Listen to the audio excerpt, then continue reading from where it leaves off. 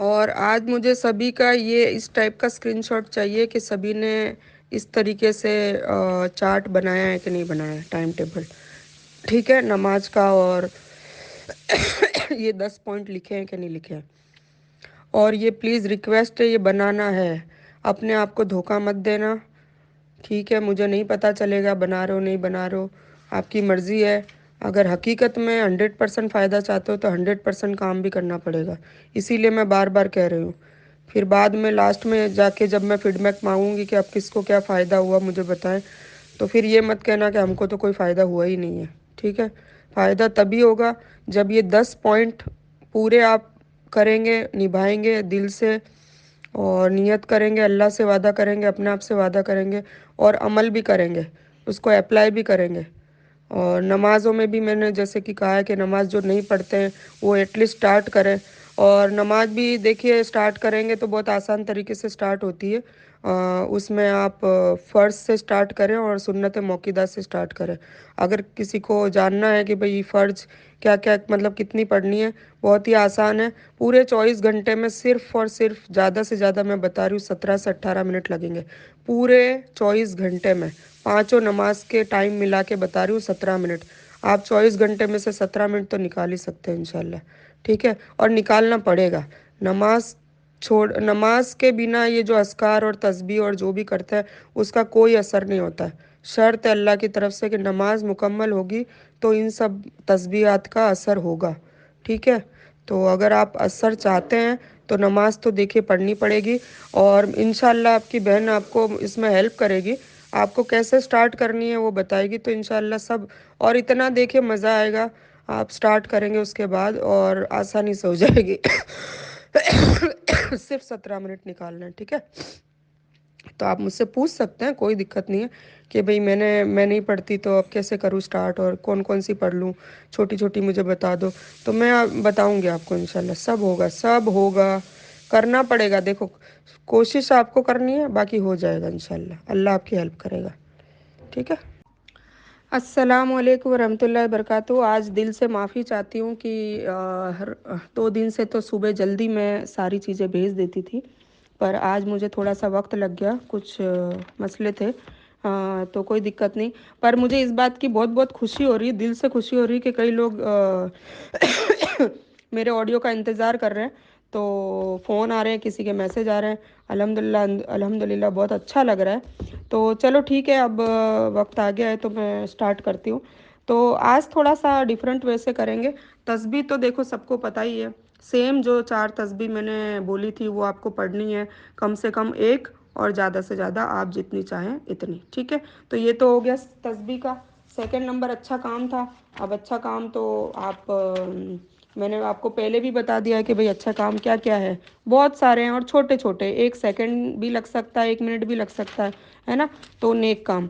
फिर तीसरा काम है डेली हदीस। ठीक है, तो मैंने कल आपको डेली हदीस में हदीस स्टार्ट नहीं की थी, पर हदीस का बताया था कि एक्चुअली हदीस होती क्या है।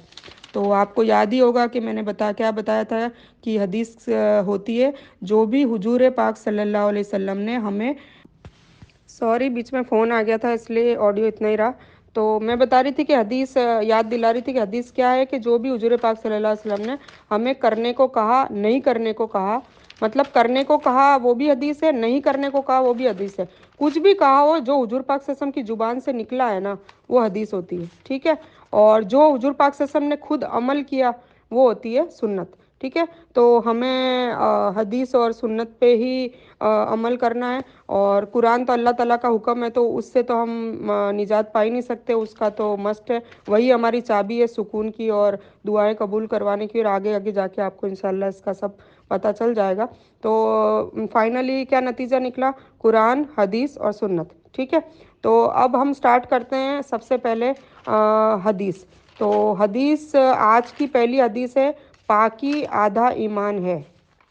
क्या हदीस है मैं हिंदी में ही बताऊंगी आपको, फिर अरबी में मैं आपको उसके स्क्रीनशॉट भेज दूंगी, तो वो आप फोटो कॉपी करवा के वही फाइल में आप जमा करवा लेना, जमा कर देना धीरे धीरे। ठीक है, तो आज की पहली हदीस क्या है आप लिख लेना, सारे नोट कर लेना। पाकी आधा ईमान है। अब इस पे अब थोड़ी सी अपन डिटेलिंग जान लेते हैं, पाकी आधा ईमान है का क्या मतलब है। देखिए, पाकी आधा ईमान है का मतलब है कि अल्लाह ताला को आ, वही बंदे पसंद है जो पाक साफ रहना, मतलब रहते हैं, पाक साफ रहते हैं। अब पाक साफ में भी कई चीज़ें हैं, कई डिटेलिंग है। पाक साफ में बदन पाक साफ रखते हैं कुछ लोग, है ना, सिर्फ बदन पाक साफ रखते हैं तो वो अल्लाह को पसंद है। फिर पाक साफ में कुछ लोग दिमाग को पाक साफ रखते हैं तो वो भी अल्लाह को पसंद है। और फिर पाक साफ में दिल को पाक साफ रखते हैं, वो भी अल्लाह को पसंद है। फिर पाक साफ में अपनी नफ्स, उसको पाक साफ रखते हैं, अपनी रूह, अपनी नफ्स को, वो भी अल्लाह को पसंद है। अब हमें ये देखना है कि अल्हम्दुलिल्लाह अल्हम्दुलिल्लाह पाकी तो सभी रखते हैं, हम सब रखते हैं, है ना, पर हम किस कैटेगरी में आते हैं। हम क्या पाकी में सिर्फ अपने बदन की तहारत पे ध्यान देते हैं, तहारत का मतलब पाकी होता है, ठीक है, तो क्या हम सिर्फ बदन की तहारत पे ध्यान देते हैं, या हम बदन की तहारत पे भी ध्यान देते हैं और दिमाग की तहारत पे भी ध्यान देते हैं, या फिर हम दिमाग की तहारत और बदन की देते हैं और फिर दिल की भी साथ में देते हैं कि नहीं देते हैं, और या फिर हम दिमाग, दिल और बॉडी तीनों को पाक रखते हैं, साफ रखते हैं, हाइजीनिक रखते हैं, और नफ्स और रूह पे हमारा कोई काम काज नहीं है। तो देखना हमें ये पड़ेगा, है ना, हमें हमारे आप अपने आप को टटोलना पड़ेगा कि हम किस कैटेगरी में आते हैं और फिर उससे हमें किस कैटेगरी में जाना है, ठीक है। तो आज हमारा हदीस में यही है कि पाकी आधा ईमान है, सबसे पहला। तो चलो मैं आपको थोड़ी सी वीडियो बना के बताती हूँ, उससे थोड़ा और ज़्यादा फ़र्क पड़ेगा, आपको पता चलेगा। तो मैं वीडियो भेजती हूँ। हाँ जी, तो एक बार फिर से रिवीजन कर लेते हैं। जैसे कि सबसे पहला तो हमारा काम था तस्बीह का, ठीक है, उसमें मैंने 4 तस्बीह बताई है, वो सब आपको करनी है लाजमन, ठीक है। फिर एक अच्छा काम है, वो आपने इंशाल्लाह अभी तक तो कर ही लिया होगा। फिर डेली हदीस में आज हम हदीस पे आए हैं, पाकी आधा ईमान है, ठीक है। तो हम लिखते हैं क्या था, डेली हदीस नंबर 3।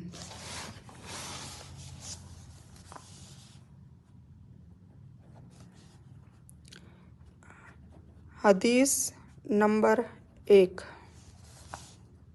क्या है, पाकी आधा ईमान है, ठीक है।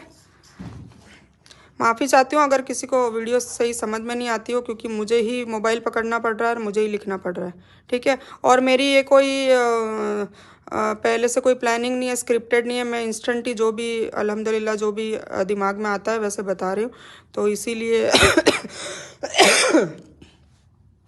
और खांसी के लिए भी माफ़ी चाहती हूँ, ठीक है। हाँ, तो पाकी आधा ईमान है, ठीक है, ये हो गया। फिर अच्छा, मैं इसकी फिर स्क्रीनशॉट भेज दूंगी, तो वीडियो में इसलिए कि थोड़ा जहन में उतरे, इसलिए मैं बता रही हूँ लिख लिख के।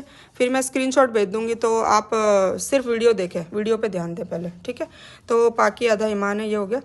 अब ईमान क्या है, पहले बात तो ये, ईमान, ईमान तो है, पाकी तो है, आधा तो सबको पता ही है, आधा है मतलब एक में से आधा, ठीक है।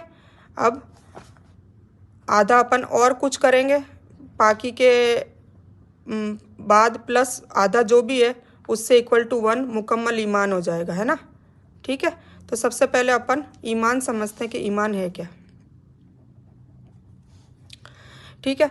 ईमान ये है, सॉरी, ईमान, ठीक है। ईमान मतलब यकीन, यकीन, यकीन मतलब भरोसा, ठीक है। यकीन, जैसे हर बच्चे को अपनी माँ पे भरोसा होता है कि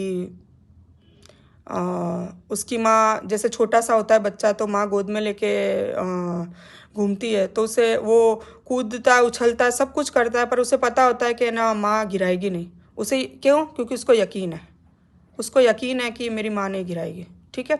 इसी तरह इसी तरह एक स्टूडेंट होता है, एक विद्यार्थी होता है, तालिबे इल्म होता है।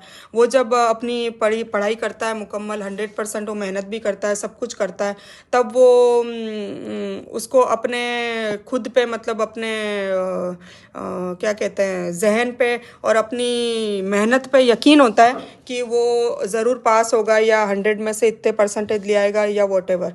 ठीक है, तो वो भी उसका यकीन होता है। तो ये यकीन जो है ना, वो यकीन क्यों होता है? पहली बात तो ये कि यकीन क्यों होता है। यकीन इसलिए होता है कि या तो उसको ये पता होता है कि सामने वाला जो है जिस पे वो भरोसा कर रहा है, या कोई अगर इंसान पे कर रहा है या किसी पे कर रहा है, जैसे जानवर है, आपने यूट्यूब में शॉर्ट्स में देखा होगा, अभी मैंने भी एक दो बार देखा है कि दुबई में या पता नहीं कहाँ, जो भी गल्फ कंट्री में है, वहाँ पे शेर पाल रहे हैं, मतलब शेर, चीते, ऐसे जानवर पाल रहे हैं जिनको पिंजरे में भी अपन देखते हैं तो डर लगता है ना, डर लगता है ना, मुझे तो डर लगता है। तो पिंजरे में भी जब हम उसको देखते हैं ना तो डर लगता है, पर वो आराम से बोलो उनको गद्दे पे अपने पलंग पे सुला के और साथ में खा रहे हैं, पी रहे हैं, मतलब उनको कुछ भी डर नहीं है। क्यों डर नहीं है? कि उनको उनको है ना यकीन है, उनको भरोसा है। किस भरोसा है? कि नहीं, वो हमें नहीं खाएगा। और वो उसके साथ खेलते हैं, मस्ती करते हैं, उसको टीज़ भी करते हैं, उसको हैरान भी करते हैं, परेशान भी करते हैं, पर यकीन भी करते हैं। ठीक है, तो ये भी यकीन है। तो अब आपको मुझे ऐसा लग रहा है कि इतने दो तीन तीन एग्जाम्पल तो मैंने दे दिए, तो पता चल गया होगा कि यकीन क्या है ना। तो यकीन क्या है? ईमान। तो और ईमान है क्या? पाकी, आधा ईमान है। ठीक है, हदीस नंबर 1, मतलब हुजूर पाक सल्लल्लाहु अलैहि वसल्लम ने फरमाया पाकी आधा ईमान है। समझ में आ गया सबको? अब हम आते हैं हाँ, फिर वो भरोसे वाली बात है ना।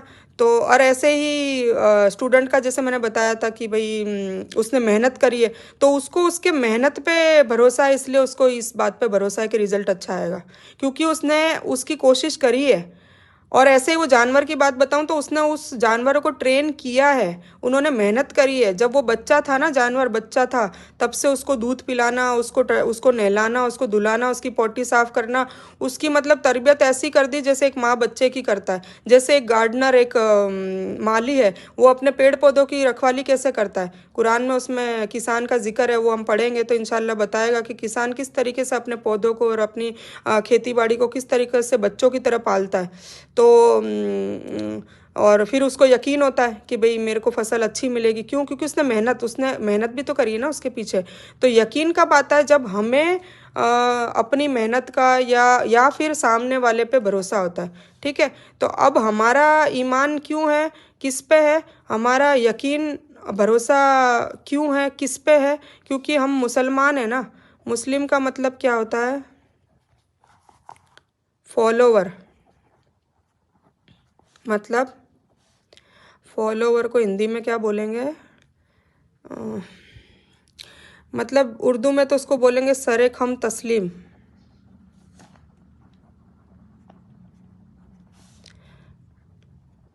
क्या बोलेंगे फॉलोवर को? मतलब मुस्लिम का मतलब होता है ऐसा। तो देखो, इसका रूट वर्ड तो ये है कि सलम, मतलब शांति फैलाने वाला। मैं आपको दोनों चीज़ें बता दूं, शांति फैलाने वाला। और इसी पे इस्लाम जो वर्ड होता है, ये तो चलो ये मैं अलग स्टडी पे चलेगी। ये तो अरेबिक स्टडी है, इसका एक अलग कोर्स होता है, वर्ड टू वर्ड सीखना होता है। जब अरेबिक लैंग्वेज अपन सीखते हैं ना, उसमें ये सारी चीज़ें सिखाते हैं। पर ये अभी हम ये नहीं करेंगे। मैं खाली सिर्फ थोड़ा दो मुस्लिम, क्योंकि अपन को पता तो ना चाहिए कि मुस्लिम का मतलब क्या एक्चुअली। तो मुस्लिम का मतलब एक्चुअली रूट वर्ड से इस हिसाब से दो वर्ड होते हैं, हर वर्ड के दो वर्ड होते हैं। एक तो ये कि जो है वो है, जैसे रेहाना, तो रेहाना का एक मतलब है रेहाना, पर दूसरा मतलब क्या है कि कुरान के हिसाब से उसका मतलब निकलता है कि भाई जन्नत का एक खुशबूदार पौधा, आकर्षक फूल, तो उसका नाम रेहाना है। और एक 8वां दरवाज़ा है, उसका नाम भी एक रेहाना है। तो वो एक अलग मीनिंग निकल गया। समझ गया? मैं ऐसे समझा रही हूँ। तो मुस्लिम का एक वर्ड तो है शांति फैलाने वाला, और एक वर्ड है शरेक हम तस्लीम, मतलब फॉलोवर, मतलब आज्ञाओं का पालन करने वाला। अल्हम्दुलिल्लाह, आज्ञा नाम मेरे को, आज्ञा मेरे को देखो हिंदी ज़्यादा नहीं आती। आज्ञा का पालन करने वाला। मतलब हम सूरत में वो आमन रसूल जो आयत नंबर जो लास्ट है अपने सूरे बकर की, तो उसमें हम बोलते हैं वो समय न वताना, मतलब हमने सुना और हमने माना, ख़त्म बात। कुरान में है ना, अल्लाह का हुक्म है तो अल्लाह का हुक्म सुना और माना। जैसे इब्लिस को और सबको कहा था, फरिश्तों को, कि आदम को सजदा करो, तो फरिश्तों ने मान लिया। फरिश्तों को भी तो पता था ना कि सजदा सिर्फ अल्लाह के सामने होता है, किसी के सामने नहीं होता। अल्लाह को खुद को पसंद नहीं है कि किसी के सामने सजदा नहीं करना है, अल्लाह खुद पसंद नहीं करता है। तो पर अल्लाह ने बोला है ना, तो कर दो। अल्लाह ने बोला, बात ख़त्म, खलास। तो इसी तरह फिर इब्लिस ने नहीं करा तो इब्लिस गुमराह हुआ, और देखो क़यामत तक वो गुमराही पे, और क़यामत के बाद भी उसको जलीलो ख्वार किया जाएगा और जहन्नम में डाला जाएगा। तो सारी बातें हैं ना। तो मुस्लिम का क्या मतलब है? फॉलोवर, सरेखम तस्लीम, शांति फैलाने वाला, आज्ञा का पालन करने वाला। ठीक है, आज्ञा किसकी होगी? हुक्म। हुक्म का पालन किसका होगा? अल्लाह का। हो गया, ठीक है। और इस्लाम और मुस्लिम ये सब एक ही वर्ड से निकले हुए हैं, सलम और सलम। रूट वर्ड सबका सलम सलम है। मुस्लिम, इस्लाम और तस्लीम। जो जिनको है ना ग्रामर सीखना हो ना, वो भी, पर अभी नहीं, अभी तो रमज़ान आ रहा है, ईद के बाद देखेंगे। जिनको ये सब सीखना हो ना, इंटरेस्ट हो, तो उसकी भी अपन इंशाल्लाह एक क्लास स्टार्ट करेंगे। ठीक है। तो इस्लाम का रूट वर्ड है शांति। ठीक है, इस्लाम मतलब शांति, शांति वाला मज़हब। ठीक है, जिसमें पीस हो, कोई फसाद नहीं, कोई झगड़ा नहीं, किसी से कोई बुग़्ज़ नहीं, किसी से कीना नहीं, किसी से। और मुस्लिम है, उसी इस्लाम को फॉलो करने वाला ही मुस्लिम होता है ना। हम क्या कहते हैं, हमारा धर्म कौन सा है? इस्लाम। हर फॉर्म में लिखा जाता है, हज के फॉर्म में, स्कूल के फॉर्म में, कोई भी फॉर्म हम फिल करते हैं तो हम क्या लिखता है? तुम्हारा धर्म क्या है, तुम्हारा मज़हब क्या है, तुम्हारा रिलीजन क्या है? तो इस्लाम। और तुम कौन हो, तुम्हारी नागरिकता क्या है, तो तुम मुस्लिम हो, यही लिखते हैं ना, लिखते हैं ना। हाँ, तो अब मुस्लिम आज पता चल गया कि हम मुस्लिम हैं, तो हम मुस्लिम का जो मीनिंग होता है वही करना होता है ना भाई। मुस्लिम है, इस्लाम है, तो इस्लाम शांति वाला मज़हब है, शांति उसका मीनिंग है। और मुस्लिम है उसी शांति को फैलाने वाला, उसको मतलब उसको बढ़ाने वाला, इस्लाम फैलाने वाला। इस्लाम फैलाने वाला मुस्लिम, मतलब शांति फैलाने वाला मुस्लिम। इस्लाम अरबी में बोलेंगे, शांति हिंदी में बोलेंगे, तो इन दोनों को फैलाने वाला कौन होगा? मुस्लिम। ठीक है।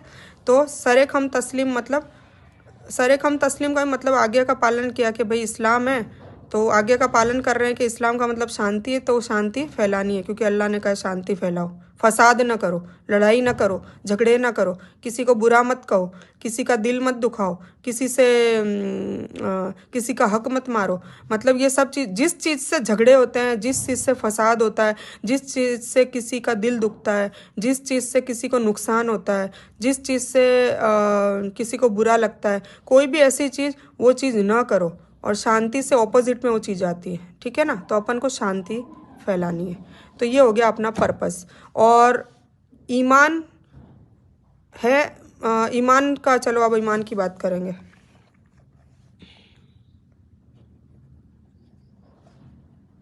आपको समझ ही आ गया। अब देखो कुरान इंशाल्लाह हम जब स्टार्ट करेंगे ना, छोटी छोटी सूरे, फिर बड़ी सूरे, आयत, व ईमान, ईमान आएगा, आमन रसूलु, अय्युहल्लज़ीना आमनु।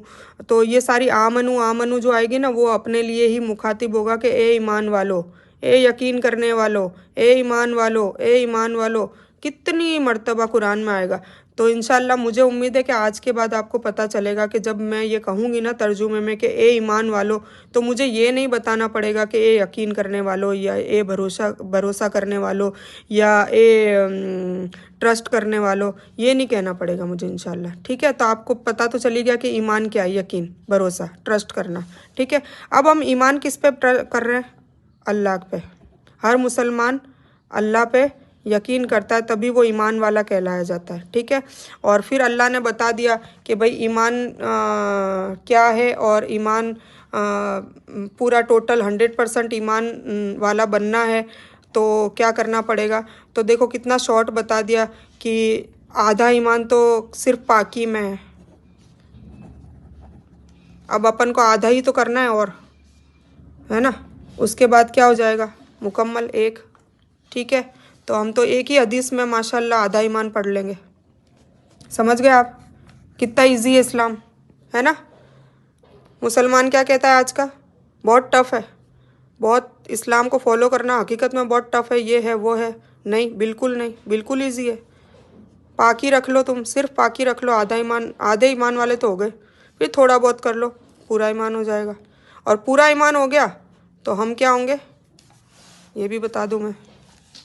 हम अभी क्या हैं, सॉरी यहाँ मेरे को वीडियो समझ में नहीं आ रही लेनी। हम अभी है मुस्लिम, समझ गए। मुस्लिम तो हम बाय बॉर्न है ना, अल्लाह ने गिफ्ट दिया है, पैदाइशी मुस्लिम पैदा कर दिया अपन को। ठीक है, बाय बर्थ है अपन मुस्लिम, कलमा शरीक। और हर मुसलमान जन्नत में जाएगा, ये भी है, पर जहन्नम में भी जा सकता है। ये क्लियर कट दिमाग में रख लेना। अपनी अपनी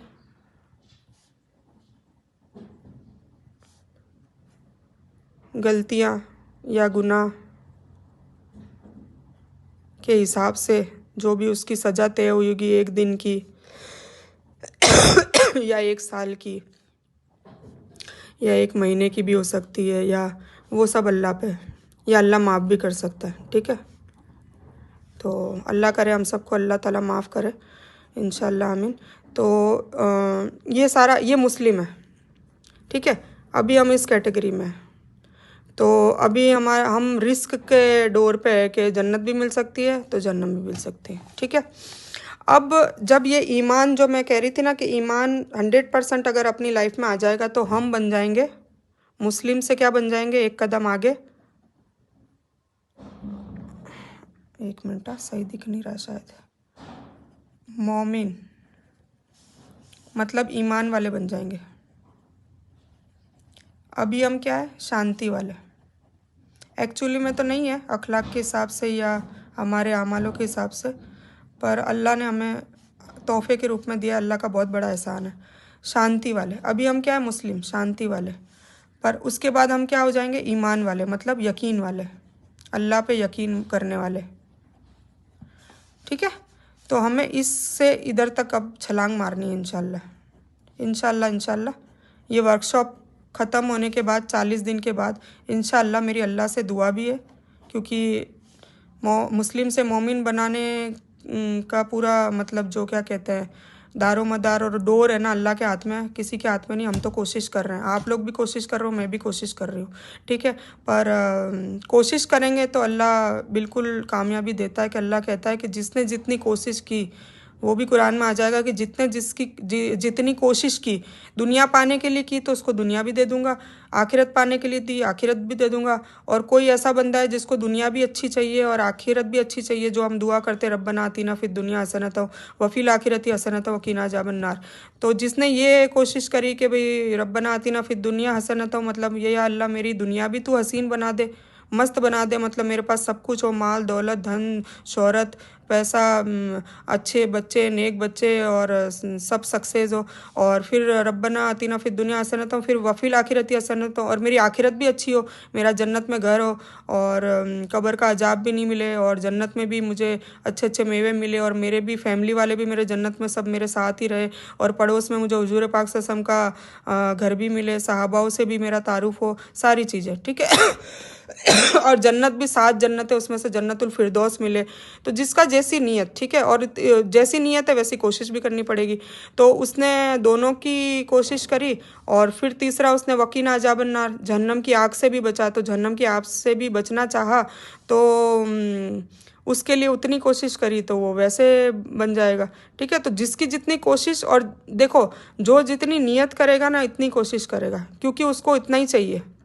किसी को जैसे मजूर होते हैं, उनको 2 वक्त का खाना खाने में वो राज़ी होते हैं। तो 2 वक्त का खाना बनाने के लिए वो मेहनत करते हैं। सुबह जाते हैं, दाढ़ी पूरी करते हैं, 500 रुपये 800 रुपये जो भी चल रही है वो दाढ़ी लेके आते हैं, और 800 रुपये में तेल, राशन, दूध दूध सब, और थोड़ा बहुत 100-200 उनका बचता है, जो वैसे वो कम बीमार पड़ते हैं पर थोड़ी बहुत हारी बीमारी या शादीशुदी जो भी है उसमें वो खर्च करते हैं। ठीक है, तो समझ गए होंगे आप सब। और कोई है मर्सिडीज चलाना चाहता है, कोई बिजनेस टाइकून बनना चाहता है, करोड़पति बनना चाहता है, तो वो उस हिसाब से मेहनत करता है। वो उसके लिए पहले पढ़ाई भी करता है, इल्म हासिल करता है, दिमाग को भी उसमें खपाता है, फिर दिल को भी खपाता है, क्योंकि दिल को इसलिए खपाता है, मैं बता दूं कि सुबह जल्दी भी उठना पड़ता है, पढ़ने के लिए सुबह स्कूल जाना पड़ता है। बच्चे अपने जा ही रहे ना, ये कोशिश ही उनकी अभी से पैदाइशी से लेके कोशिश चालू हो जाती, तब जाके एक बच्चा आगे जाके डॉक्टर बनता है, 150, 200, 300 किताबें पढ़ता है, उस फिर एग्ज़ाम पास करता है, कितने मरहले उसको पास करने पड़ते हैं, वाइवा भी देने पड़ते हैं, जुबान से भी देने पड़ते हैं, लिखना भी पड़ता है, पास आउट भी करना पड़ता है,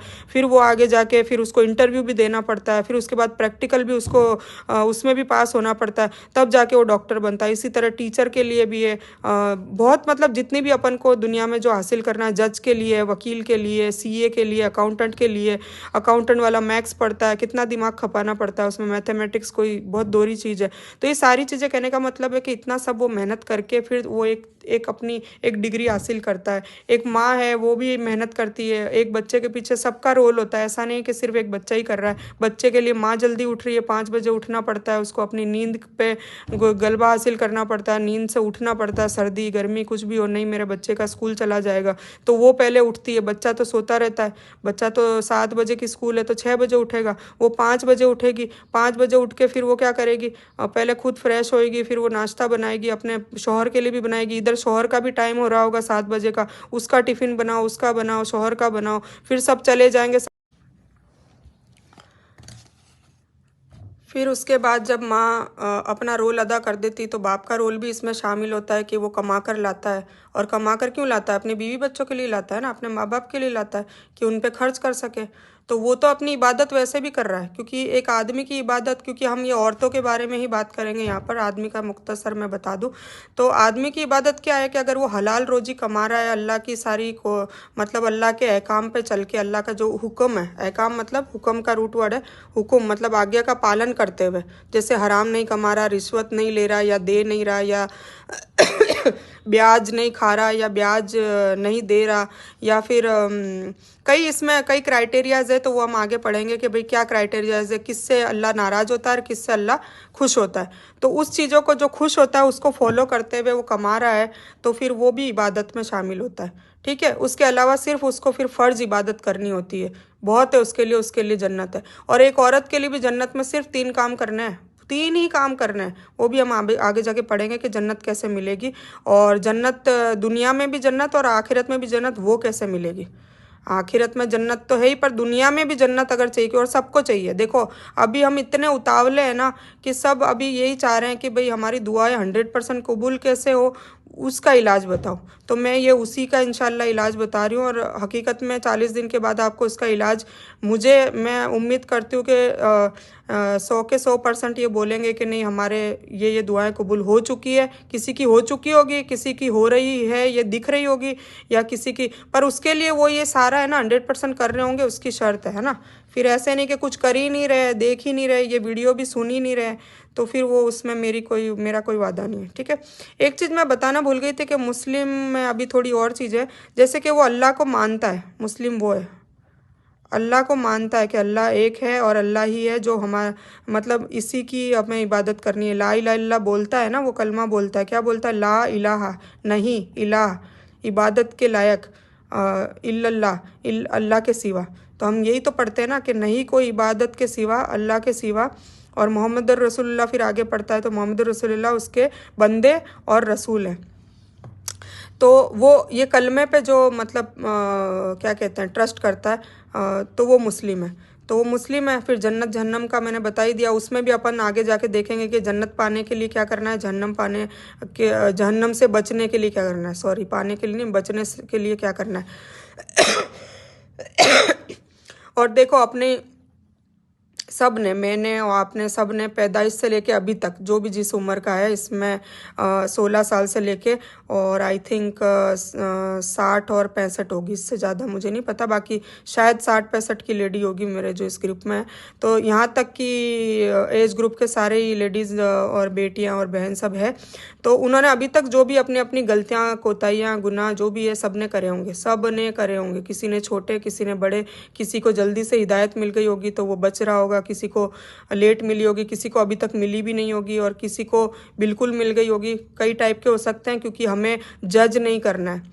सबसे पहला काम तो हमें यही करना है कि हमें किसी को भी जज नहीं करना है। जज नहीं करना है मतलब ज़्यादातर, अधिकतर दुनिया यही करती है कि लोगों पे उंगलियां उठाती है। मतलब किसी ने शॉर्ट स्कर्ट पहनी है तो उसको जज कर लिया कि देखो कितनी बदतमीज लड़की है, टांगे दिख रही है, पर्दा, इस्लाम में पर्दा लिखा है।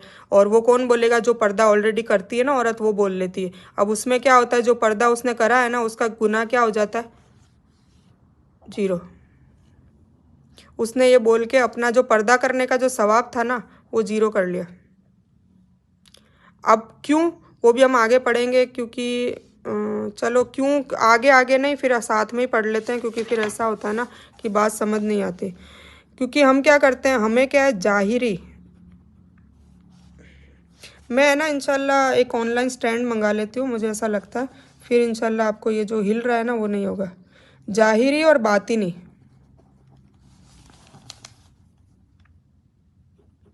जाहिर मतलब जो हमें फिजिकली दिख रहा है, आंखों से जो हम देखते हैं वो जाहिरी होता है। दिख रहा है, आंखों से जो हम देखते हैं वो जाहिरी होता है। और बातिनी मतलब अंदर से। हर इंसान की क्या औकात है, सिर्फ वो जाहिरी देख सकता है। बातिनी का जो ये जो पावर है वो सिर्फ अल्लाह ने अपने पास रखा है। इवन अल्लाह के बाद कौन आते हैं? अल्लाह के बाद नहीं, अल्लाह के बाद नहीं बोलना चाहिए, अल्लाह तो अल्लाह ही है, ठीक है ना। कुल हु अल्लाह अहद में आपने समझ लिया होगा आई थिंक, या फिर मैं भी बता दूं कि कुल हु अल्लाह अहद जब हम कहते हैं ना, तो देखो अहद जो है ना, अहद, आप सोच रहे होंगे कहाँ रेहाना कहाँ से कहाँ चली जाएगी, पर देखो ऐसा जब तक डीप में नहीं समझेंगे ना, दिल, दिमाग, स्किन, बाजू, उनमें नहीं उतरेगा, और उतरेगा नहीं तब तक मज़ा नहीं आएगा, और मज़ा नहीं आएगा तब तक हम अमल नहीं करेंगे, और अमल नहीं करेंगे तब तक अल्लाह हमसे राज़ी नहीं होगा, और अल्लाह हमसे राज़ी नहीं होगा ना तो फिर दुआएं कबूल नहीं होगी, सीधी सी बात है। अल्लाह राजी, दुआ कबूल, ख़त्म बात, खलास। और कोई इसमें लंबा चौड़ा कोई वो नहीं है, ठीक है। पर अब उसके लिए, अल्लाह को राज़ी करने के लिए, अल्लाह को, उसके लिए मैं एक स्टोरी भी अभी सुनाती हूँ मालिक और नौकर की, तब समझ में आएगा अल्लाह और हमारे बीच में क्या कनेक्शन है। तो अहद का मतलब क्या होता है? यकता, मतलब अल्लाह जैसा कोई भी नहीं है। जैसे हुजूर अक़दस सल्लल्लाहु अलैहि वसल्लम एक है, वो भी एक है, अहद, पर वो वाहिद है। समझ में आया? वाहिद का मतलब भी एक होता है और अहद का मतलब भी एक होता है, पर अहद नाम सिर्फ अल्लाह के लिए है, ये समझना पड़ेगा। इसीलिए कुल हु अल्लाहु अहद आया है। और वाहिद एक है।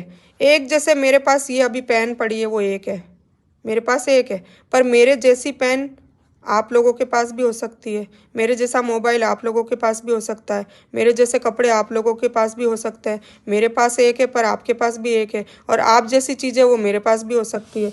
तो वो एक एक तो सबके पास है। जैसे हुजूर पाक सल्लल्लाहु अलैहि वसल्लम एक है, पर ऐसे और भी रसूल आए हैं, वो एक है, पर और भी रसूल हैं, और भी नबी हैं। फिर नूह अलैहिस्सलाम एक है, पर नूह अलैहिस्सलाम के जैसे अम्बिया रसूल और भी है, और उनके जैसे दिखने वाले इंसान अपन सब है, उनके जैसे ही दिखते हैं ना, सबकी 2 आँखें, 2 कान। फरिश्तों को तो नबी रसूल नहीं बनाया ना। अल्लाह ताला कुरान में कहता है कि तुम ही में से हमने ईजाद किया, ताकि तुम ये ना सोचो कि शैतान तो वसवसे डालता है ना। फरिश्तों को बनाते तो अपन क्या कहते हैं, अरे यार उनके पास तो ताकत है, जादू है, मौजज़े हैं, उनके पास तो रूहानी ताकत है, वो कर सकते हैं, हम नहीं कर सकते। इसीलिए हुजूर पाक सल्लल्लाहु अलैहि वसल्लम और सारे नबी, सारे रसूल हमारे में से, आदम अलैहिस्सलाम की औलादों में से ही आए। क्यों आए? क्योंकि हम ये बहाना नहीं मार सके कि कल को कि है ना उन्होंने इतना सब इसलिए किया क्योंकि उनके पास ये क्वालिटीज़ हमारे पास नहीं है, ये नहीं बोल सकते। है ना। तो ये चीज़ है। तो कहने का मतलब अभी मैंने क्या बोला कि जाहिरी और बातिनी, जैसे कोई मिनी स्कर्ट देख ली या किसी को कोई गुनाह करते हुए देख लिया ना, तो हम एकदम से उस पर बहुतान लगा देते हैं। मुंह पे नहीं बोलते तो हम आगे जाके उसको पीठ पीछे बोलते हैं। मुंह से बोलने से ज़्यादा या पीठ पीछे बोलने का गुनाह ज़्यादा है। समझ लो एक बात, मुंह पे बोलने से ज़्यादा पीठ पीछे बोलने का गुनाह ज़्यादा है। और वो हर बात गीबत है जो हम किसी इंसान के पीठ पीछे बोलते हैं, और अगर उसको वो बात पता चले तो उसको बुरा लगे, दिल में बुरा लगे, उसको गीबत कहते हैं। और गीबत का क्या गुनाह है वो हम हुमजतिन लुमजतिन जो सूरह पढ़ेंगे उसमें डिटेल में अल्लाह ताला ने बता दिया। ठीक है, वो सब आगे की बात है। तो बातिन जो है ना अल्लाह जानता है, तो हमें कभी भी जज नहीं करना है। मतलब जज का क्या हिंदी में होगा, हमें कभी फैसला नहीं करना है एकदम से कि ये ख़राब है ये अच्छा है। कौन ख़राब है कौन अच्छा सिर्फ अल्लाह जानता है। ऐसे तो देखो, मैं एक शॉर्ट स्टोरी बताऊं, अपन खुद ही पढ़ेंगे सूरह कसस और शोरा में, कि है ना मूसा अलैहिस्सलाम ने ना गलती से मतलब मुक्का मारा था, तो उनके हाथ से कत्ल हो गया था, है ना। फिर अल्लाह ताला ने उनको रसूल बनाया, तो अल्लाह ताला ने नौज़ुबिल्लाह नहीं बोलना चाहिए, कातिल को रसूल कैसे बना दिया। क्यों? क्योंकि अल्लाह जाहिर में तो वो बनी इसराइल और सबके सामने एक कातिल थे ना दुनिया में तो, ठीक है। पर बातिन अल्लाह जानता था उनका दिल कैसा था, उनको कत्ल करने का क्या मलाल था, कत्ल उनसे जानबूझ के हुआ या अनजाने में हुआ या जो भी है, तो बातिन ही अल्लाह जानता है ना। तो अल्लाह ने उनको पावर दे दिया और रसूल बना दिया, है ना। तो इसीलिए हमें कभी ये नहीं सोचना चाहिए कि हम बहुत ज़्यादा अच्छे हैं और सामने वाला ख़राब है। जब हम इस क्या कहते हैं सिचुएशन में आ गए ना, अभी हम किस सिचुएशन में, मैं अच्छा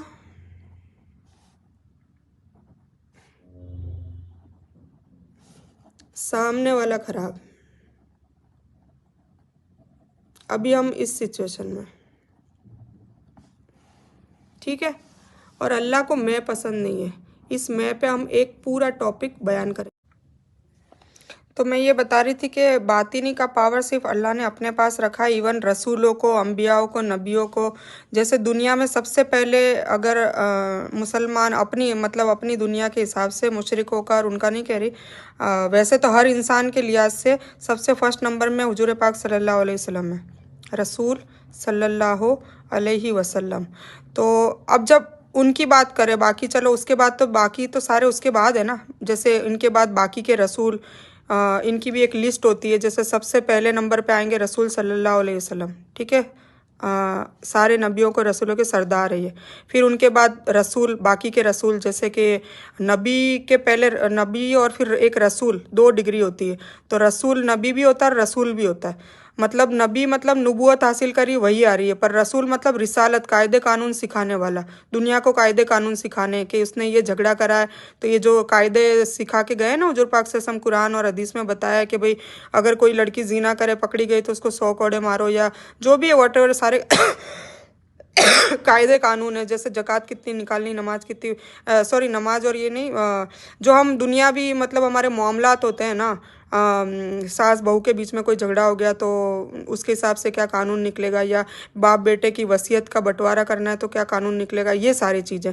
तो लॉ लॉ कहते हैं ना, लॉ, वो उनको वो पदवी मिलती है। तो वो रिसालत जो बताते हैं दुनिया में, कायदे कानून बताते हैं, तो वो होते हैं रसूल। वो कमो बेश इंशाल्लाह, मेरे को देखो याद नहीं है, पर शायद 33 या 25 है। मैं देखो कंफर्म देख के बताऊंगी, या तो 33 या 25 है। और फिर बाकी अमूमन बेस 1,24,000 तो आपको पता ही है, अल्लाह ताला ने, बाकी अल्लाह जाने, नबी, इनमें ये लोग भी आते हैं, ठीक है। तो फर्स्ट नंबर कहने का मतलब रसूल सल्लल्लाहु अलैहि वसल्लम, उसके बाद सारे रसूल, फिर सारे नबी, फिर सहाबा, फिर ताबेइन, फिर तबे ताबेइन, फिर उसके बाद बहुत बड़ी ये तो लिस्ट है, मतलब सबकी अलग अलग पोस्ट है। वो भी इंशाल्लाह, ये देखो ये वाला वर्कशॉप मैंने अभी आज सुबह एक ऑडियो भेजा है कि वर्कशॉप नंबर 1, 2, 3, 4 है। तो 1 में तो हम बहुत छोटी बेसिक सी चीज़ें सीखेंगे, बेसिक जो हर इंसान को पता होनी चाहिए। मतलब ये जो कोर्स है ना वो सिर्फ मुसलमानों के लिए नहीं है, और अल्हम्दुलिल्लाह हो भी रहा है, ये नॉन मुस्लिम्स को भी ये टीचिंग सिखाई जा रही है, चल रहा है काम इस पे, और अल्हम्दुलिल्लाह बहुत फ़र्क पड़ता है उन लोगों को। तो अभी हम तो बेसिक्स सीख रहे हैं, वर्कशॉप नंबर 1 जो चल रहा है उसमें बेसिक्स है।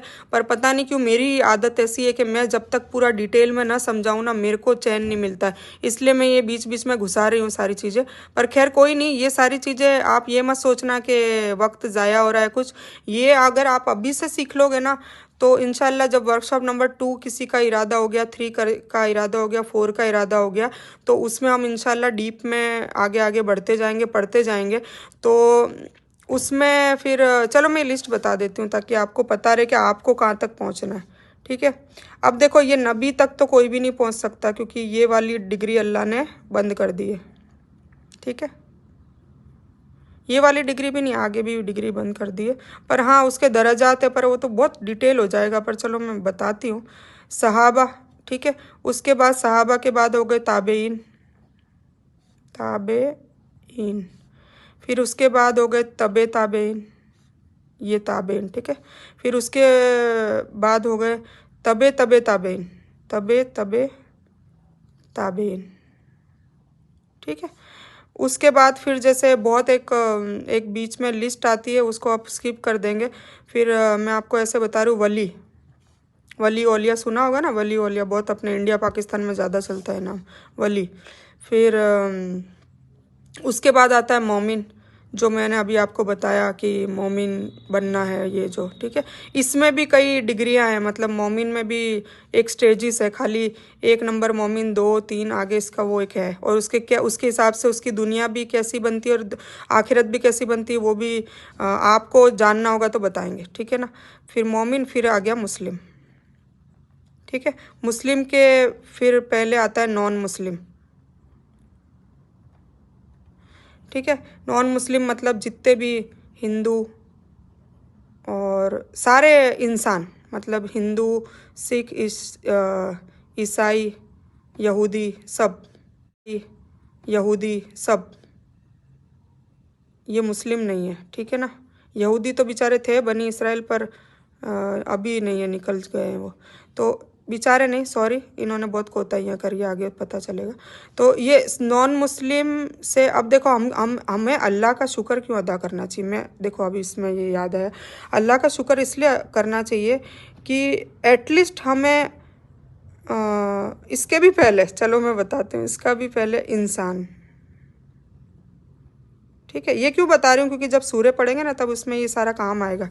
तो ये दिमाग में रखना, मैं याद दिलाऊंगी उस वक्त के अपन ने वो लिस्ट पढ़ी थी ना, उसमें हम किस कैटेगरी में कहाँ पे पहुँच रहे हैं और हमें कहाँ तक पहुँचना है, और हम पहुँच सकते हैं जहाँ तक पहुँचना है हमें, जहाँ तक नहीं, ये यहाँ तक। अल्लाह का वली कोई भी बन सकता है, अभी भी, आज भी, और क़यामत तक बन सकता है, ठीक है। ये डिग्री यहाँ तक ख़त्म कर दी अल्लाह ने। पर हाँ एक चीज़ और बता दूँ कि हम इससे भी, वली से भी आगे के कुछ मतलब अल्लाह को फॉलो और जो भी रूल्स करेंगे ना, तो इंशाल्लाह हम इनके दर्जात तक पहुँच जाएंगे, साहबा के दर्जात। दर्जात में नबी जितने दर्जात तक कोई नहीं पहुँच सकता, और रसूल तो खैर ये कैटेगरी तो परमानेंट बंद है हर लिहाज से, चाहे कितना ही कर लो, ठीक है। पर अगर हम इसमें भी कोशिश करेंगे ना तो हम इनके, मतलब इनको जो सवाब मिल रहा है ना, वो हदीस से साबित है, हुजूर पाक सल्लल्लाहु अलैहि वसल्लम ने खुद सहाबाओं को कहकर गए कि मेरे तुम्हारे बाद, मतलब जो मुझे नहीं देखेंगे मेरे बाद, सालों बाद जो एक ऐसे कौम आएगी, तो वो हम पढ़ेंगे, वो तो वो फिर सीरा है, वो सारी सीरा है। अभी तो हम कुरान ही नहीं जानते, अभी तो हम कुरान के, हम तो अभी अभी हम बहुत स्टार्ट, अभी हम यहाँ हैं, ये इधर हैं हम, ठीक है ना। तो अल्लाह का शुक्रिया अदा करें सब, आज प्लीज़ आज शुक्रिया अदा करें दिल से, ये जानने के बाद कि एटलीस्ट आप नॉन मुस्लिम नहीं हैं, इंसान में से फिर नॉन मुस्लिम, एटलीस्ट आप नॉन मुस्लिम्स नहीं हैं। क्यों? अगर आपको अल्लाह ना करते नॉन मुस्लिम में पैदा होते, आप एक फ़र्ज़ करो, एक मान लो, एक एग्ज़ाम्पल, हिंदू में या सिख, ईसाई, यहूदी, वॉटेवर जिसमें भी आप होते, और अगर आप तक दावत नहीं पहुंचती इस्लाम की, है ना, दावत नहीं पहुंचती, और अगर आप मुसलमान नहीं बनते, फिर, है ना, कुछ आ गए हैं जैसे नॉन मुस्लिम में से कई मुस्लिम से हो रहे हैं ना दावत, मतलब कई काम तो पूरी दुनिया में चल रहा है, और अल्लाह का ये काम कभी ख़त्म भी नहीं होगा। और जो इस काम में अल्लाह को साथ देगा, अल्लाह ने कहा है कि मेरे काम में जो साथ देगा उसके दर्जा बुलंद है। और रसूलों ने क्या करा, रसूलों ने अल्लाह का ही तो ऑर्डर लोगों को तक पहुंचाया है ना। ये सब इन्होंने यही तो काम करा है, तो अपन को इन्हीं के ही तो काम करना है, समझ रहे हो, वैसे वर्षा यही काम करने हैं, इन तक पहुंचने के लिए यही काम करना है। तो ये लोग अल्लाह के पास पहुंचे हुए हैं, मतलब इनको अल्लाह का प्यार मिला हुआ है, इनकी दुनिया भी संवर गई थी। हाँ, दुनिया में मुश्किलात तो आए थे पर दुनिया संवर गई थी, सुकून था।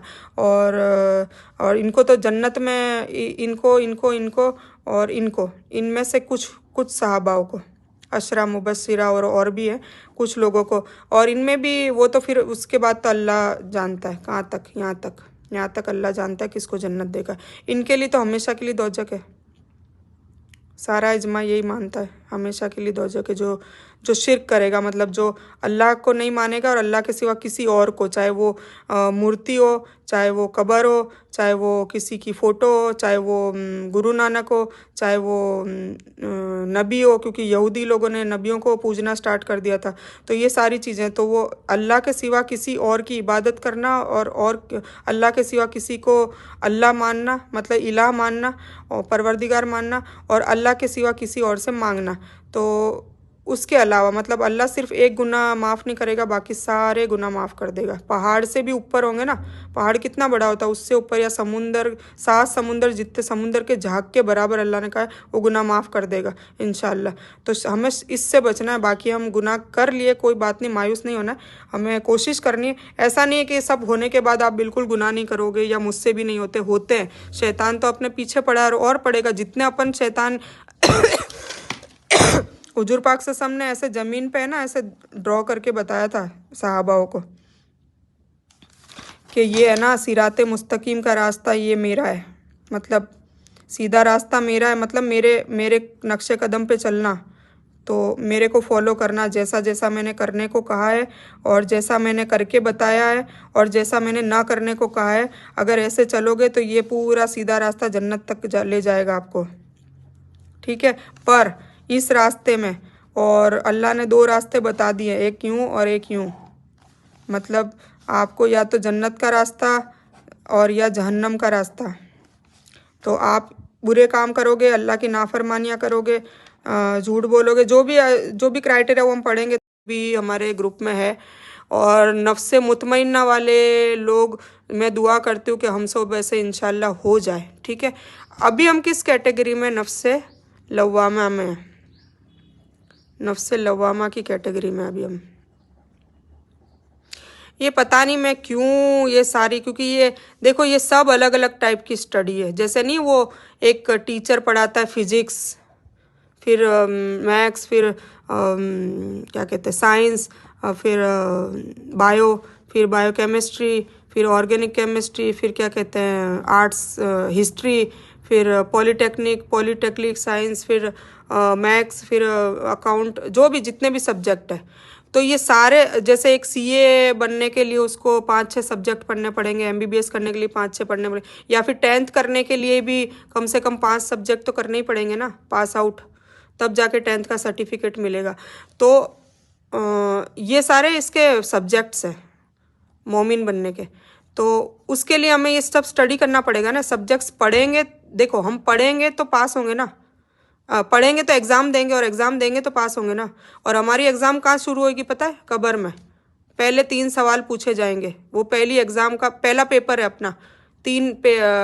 और बड़ी बात तो ये है कि जब हम यहाँ दुनिया में होते हैं, और अगर मान लो हमें कोई जैसे कोई हिंट मिल गई, या कोई पहले से ही हमें पेपर मिल गया, पेपर लीक हो गया, तो हम उसको पढ़ के जाएंगे तो 100% रिजल्ट मिल जाता है ना। फिर हमारी मेहनत हमने नहीं करी होती तो भी हम 100% रिजल्ट लियाते हैं, चोरी करके लाते हैं ना, अगर मान लो पेपर आउट हो गया तो, ठीक है। तो हमें तो देखो कब्र में जो पहला पेपर हमारा होगा, तो जो 3 सवाल पूछेंगे, वो 3 सवाल हर बंदे को पता है, अभी पता है पेपर आउट हो रखा है, मतलब ये पेपर तो आउट है, ये पेपर आउट है, ये समझने वाली बात है, पेपर आउट है, अल्लाह ने बता दिया, पेपर आउट कर दिया कि ये 3 सवाल होंगे। पर फिर भी हम इसकी तैयारी पहली बात तो कर ही नहीं रहे, इस 3 सवालों को पास करने की तैयारी कर नहीं रहे। सवाल में पास होंगे तो कब्र में सुकून होगा, सुकून तो भाई कब्र में भी तो चाहिए ना, या सबको दुनिया में चाहिए सुकून? दुनिया में चाहिए तो चलो उसका अलग एक लिख देना कि भाई हमें ये मत समझाओ, हमें आगे मरना, पहली बात तो हमें मरना नहीं है, या तो ये सोच लिया है, या कुल्लुन नफ्सिन ज़ायक़तुल मौत, कुरान कहता है हर इंसान को मौत का मज़ा चखना है। हर इंसान नहीं, हर मखलूक को। इंसान, मुस्लिम, हिंदू, ये सब तो आते ही इंसानों में, सभी मरते हैं। हिंदू ऐसा तो नहीं है सब मरते हैं, मुसलमान भी मरते हैं, सारे मरते हैं। हर मखलूक मतलब जानवर, चरिंदे, परिंदे, कीड़े मकोड़े, एलियंस। इसके अलावा वो अल्लाह वाली आपने वीडियो देखी होगी, ब्रह्मांड, इससे कई हम ही मखलूक नहीं है, फरिश्ते अलग मखलूक है, जिन अलग मखलूक है, और हम मखलूक है। फिर जिन में भी कई कैटेगरीज आती है, उसी में सब एलियन फेलियन सब आता है। तो सबको मरना है, सबको एक छोटा सा, इतना सा माइक्रोस्कोप में, मैंने माइक्रोबायोलॉजी पढ़ा है, छोटे छोटे कीड़े हैं ना, उनकी स्टडी, उनकी डिग्री है मेरे पास, माइक्रोबायोलॉजिस्ट। तो वो माइक्रोबायोलॉजी में इतना छोटा सा कीड़ा होता है जो माइक्रोस्कोप में देखते तब जाके दिखता है, उससे लेके और बड़ी बड़ी जैसे व्हेल मछलियाँ, चलो ये तो अपनी नज़र में व्हेल मछलियाँ, पर आपने वो अल्लाह वाली वीडियो देखी, उसमें कितने बड़ी बड़ी गैलेक्सी, फिर उसके मतलब सितारे उतारे, मतलब कहने का मतलब है कि सबको मरना है, ठीक है। पर इंसान के लिए पहला ये जो पेपर है वो कब्र में ये है, फिर दूसरा पेपर भी होगा, वो क़यामत में होगा, दूसरा पेपर भी होगा क़यामत में, उसमें 5 सवाल पूछे जाएंगे, ठीक है। इसमें 3, इसमें 5, इसमें पास हो गए तो कब्र में हम पास हो गए, और वैसे इनडायरेक्टली कहूँ तो कब्र में पास हो गए ना, तो इंशाल्लाह क़यामत में भी पास ही हो जाएंगे अपन, क्योंकि अल्लाह देखो 100% नहीं मांग रहा, अल्लाह मांग रहा है 51 + 49 + 100, 51 सवाब, या उसको कह लो नेकी, और 49 गुनाह या बदी। मतलब अगर हमने हमारी लाइफ में 49 गुनाह कर रहे होंगे, और एक खाली वो नहीं, पेपर में कहते हैं कि 36% से पास होना है, और 35 आके वो फेल हो जाता है, तो कितना रोता है वो बच्चा? किसी के साथ हुआ होगा, या किसी के बच्चे के साथ हुआ होगा, कितना फेल हो जाता तो कितना रोता है। क्यों रोता है वो ज़्यादा? क्योंकि सिर्फ एक मार्क उसको मिल जाता तो वो अगली क्लास में चला जाता है, 10th से 12th में 11th में चला जाता है, और 12th वापस पढ़नी पड़ेगी, कितना स्ट्रेस, वापस पढ़ो, वापस तैयारी करो, वापस माँ की भी मेहनत, वापस बाप की भी मेहनत, वापस फीस भी लगेगी स्कूल की, वापस माँ को तैयार भी करना पड़ेगा, वापस मतलब सब कुछ वापस करना पड़ेगा ना, दुख होता है ना, फिर क्या अफसोस होता है, काश। तो मैं क्या बता रही थी कि ये जहन्नम का रास्ता, ठीक है।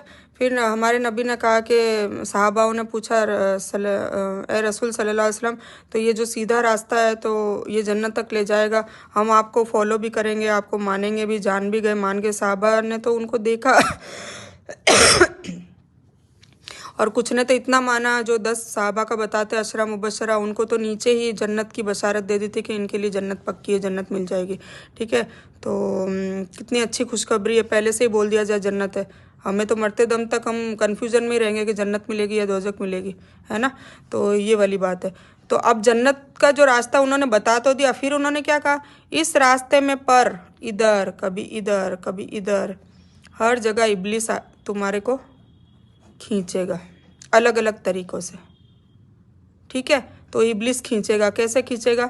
जैसे कोई ऐसा बोझ आ जाएगा, इतना कर्जा हो जाएगा कि हम मजबूर हो जाएंगे, लोन लेना पड़ जाएगा, वरना इसके अलावा कोई रास्ता ही नहीं, कोई उधार ही नहीं दे रहा, करोड़ों का कर्जा होगा, किसी के पास उधार देने के लिए नहीं होगा, तो फिर क्या होगा? मजबूरन हम कहाँ जाएंगे? लोन लेके भरेंगे, या घर बेचेंगे, प्रॉपर्टी बेचेंगे, सब कुछ बेच देंगे, कंगाल हो जाएंगे, जो भी व्हाटएवर, एक एग्जाम्पल दे रही हूँ। फिर हम आगे चलेंगे, मान लो ये कर लिया, फिर हमने तौबा वोबा कर लिया, अल्लाह ने फिर वापस सीधे रास्ते पे दे दिया। ये सबके साथ होता है, सब, कोई भी इससे बचता नहीं है, सबके साथ होता है, ठीक है। सहाबा तक नहीं बचे हैं तो फिर दूसरी बात किसको कहे। तो फिर जैसे कि ये तो था पैसों का मामला, जैसे माल से आजमाएगा इब्लिस, फिर जान तो अल्लाह के हाथ में है, फिर माल, फिर क्या, इज्जत इज्जत से। कैसे कि मान लो बहुत शोहरत वाला इज्जत वाला कोई बंदा है और उसकी औलाद ने कोई गलत काम कर लिया या उसकी औलाद की वजह से किसी ने केस कर दिया, कुछ हो गया, तो फिर क्या होगा कि है ना, उसकी इज्जत जा रही है। अब वो इज्जत की वजह से क्या करेगा, कई गलत काम चालू कर देगा। कैसे कि उसको पता है कि यार ये हक पर है पर मेरी औलाद हक पर नहीं है, या मेरी औलाद गलत है और ये सही है, या फिर दोनों की बराबर गलती है, तो भी वो क्या किसका, अपनी औलाद का साथ देगा। तो ये इब्लिस के चंगुल में ये भी फंस गया।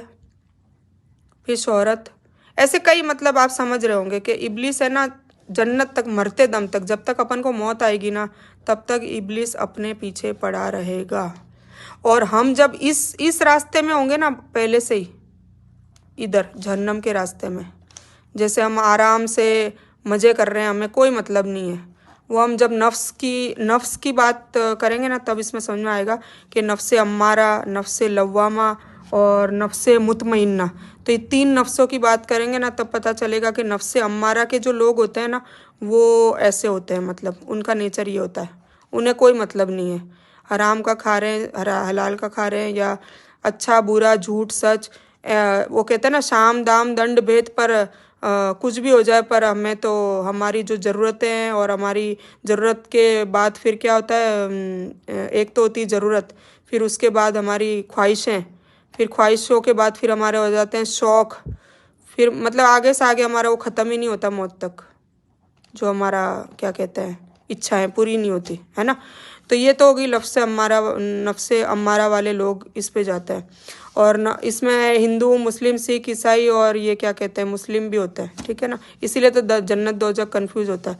और जो जन्नत में जो जाते हैं ना, चाहे इब्लिस कितना ही उनके पीछे पड़े, और जितना हम अल्लाह की तरफ जाएंगे, इतना इब्लिस हमारे पास कसरत से आएगा, बार बार वसवसे डालेगा, तो उससे बचते बचाते वो कैसे भी करके यहाँ आ जाएगा। तो वो कौन से लोग होते हैं, नफ्से मुतमइन्ना वाले लोग होते हैं। कौन से लोग होते हैं, मुतमइन्ना, मुतमइन, ये तो नाम सुना है ना आपने, सुना ही होगा, उर्दू का वर्ड है मुतमइन होना, मतलब सुकून परस्त। और अभी हम इस वर्कशॉप में सुकून के लिए तो आए हैं ना, दुआएं कबूल होगी तो सुकून होगा।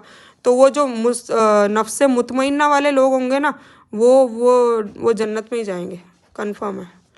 पर कुछ लोग जो अभी हम जिस कैटेगरी में, ज़्यादातर मुझे नहीं, वो क्योंकि वो कॉन्फिडेंट नहीं है, क्योंकि उनको पता है, वो पता नहीं बोलते, पर उनको पता है कि उन्होंने कितनी मेहनत करी है, वो खुद जानते हैं, ठीक है ना। तो इसी तरह हम भी जानते हैं कि हमें पता है कि हम कितने गुनाह कर रहे हैं, कितने सवाब कर रहे हैं, हमें पता है, हमारा दिल बोलता है, ठीक है ना। तो इसी तरह वो माँ बाप को तो झूठ बोल देगा, पर फिर रिजल्ट हाथ में आएगा तब वो क्या बोलेगा, फिर वो बहाने मारेगा, ऐसा हुआ था, ऐसा हुआ था, ऐसा हुआ था। पर रिजल्ट तो रिजल्ट विल बी काउंटेड ना, रिजल्ट इज़ रिजल्ट। अब वो चाहे 24 घंटे कमरे में बैठा रहा था, फिर क्या शक होगा माँ बाप को, क्या होता है, वहम होता है, अरे ये पढ़ता नहीं होगा, मोबाइल देखता होता है ना, इसने कोशिश करी ही नहीं है, इसने मेहनत करी ही नहीं है, तब जाके फेल हुआ है, क्यों वो दूसरा लड़का पास हो गया, क्यों उसके इतने अच्छा है। और कुछ बच्चे कैसे होते हैं कि जैसे मैंने अभी आपको एग्जांपल बताया, जो स्वप्निल नाम लेके, वो कहते हैं 93 आएंगे, 93 आ जाते हैं, क्यों, वो भी तो बच्चा है, वो भी बच्चा है, दोनों के पास सेम दिमाग है, सेम अक्ल है, सेम मेहनत के सारे आजाइश माँ बाप ने दे रखी है, सेम रूम दे रखा है, सेम पढ़ाई की किताबें दे रखी है, सेम फीस भर रखी है, सेम स्कूल है, सेम ट्यूटर है, फिर भी वो 100 बच्चों में से कुछ फेल हो रहे हैं, कुछ पास हो रहे हैं, कुछ 100 में से 100 भी ला रहे हैं, कुछ 100 में से 70 वाले भी हैं। तो क्यों, क्योंकि जिसने जितनी कोशिश की, सेम टीचर उनको पढ़ा रहे हैं, सेम तरीके से वो पढ़ रहे हैं, फिर भी रिजल्ट अलग अलग है ना। तो हमें ये समझना चाहिए। अब ये दुनियादारी के मामला से हम समझेंगे ना, तो हमें आखिरत के मामला भी समझ में आएंगे। तो हम किस कैटेगरी में, ये बच्चे वाली कैटेगरी में, कि मैं पास होऊंगा कि फेल, आई डोंट नो, मैं जन्नत में जाऊंगा या जहन्नम में, आई डोंट नो।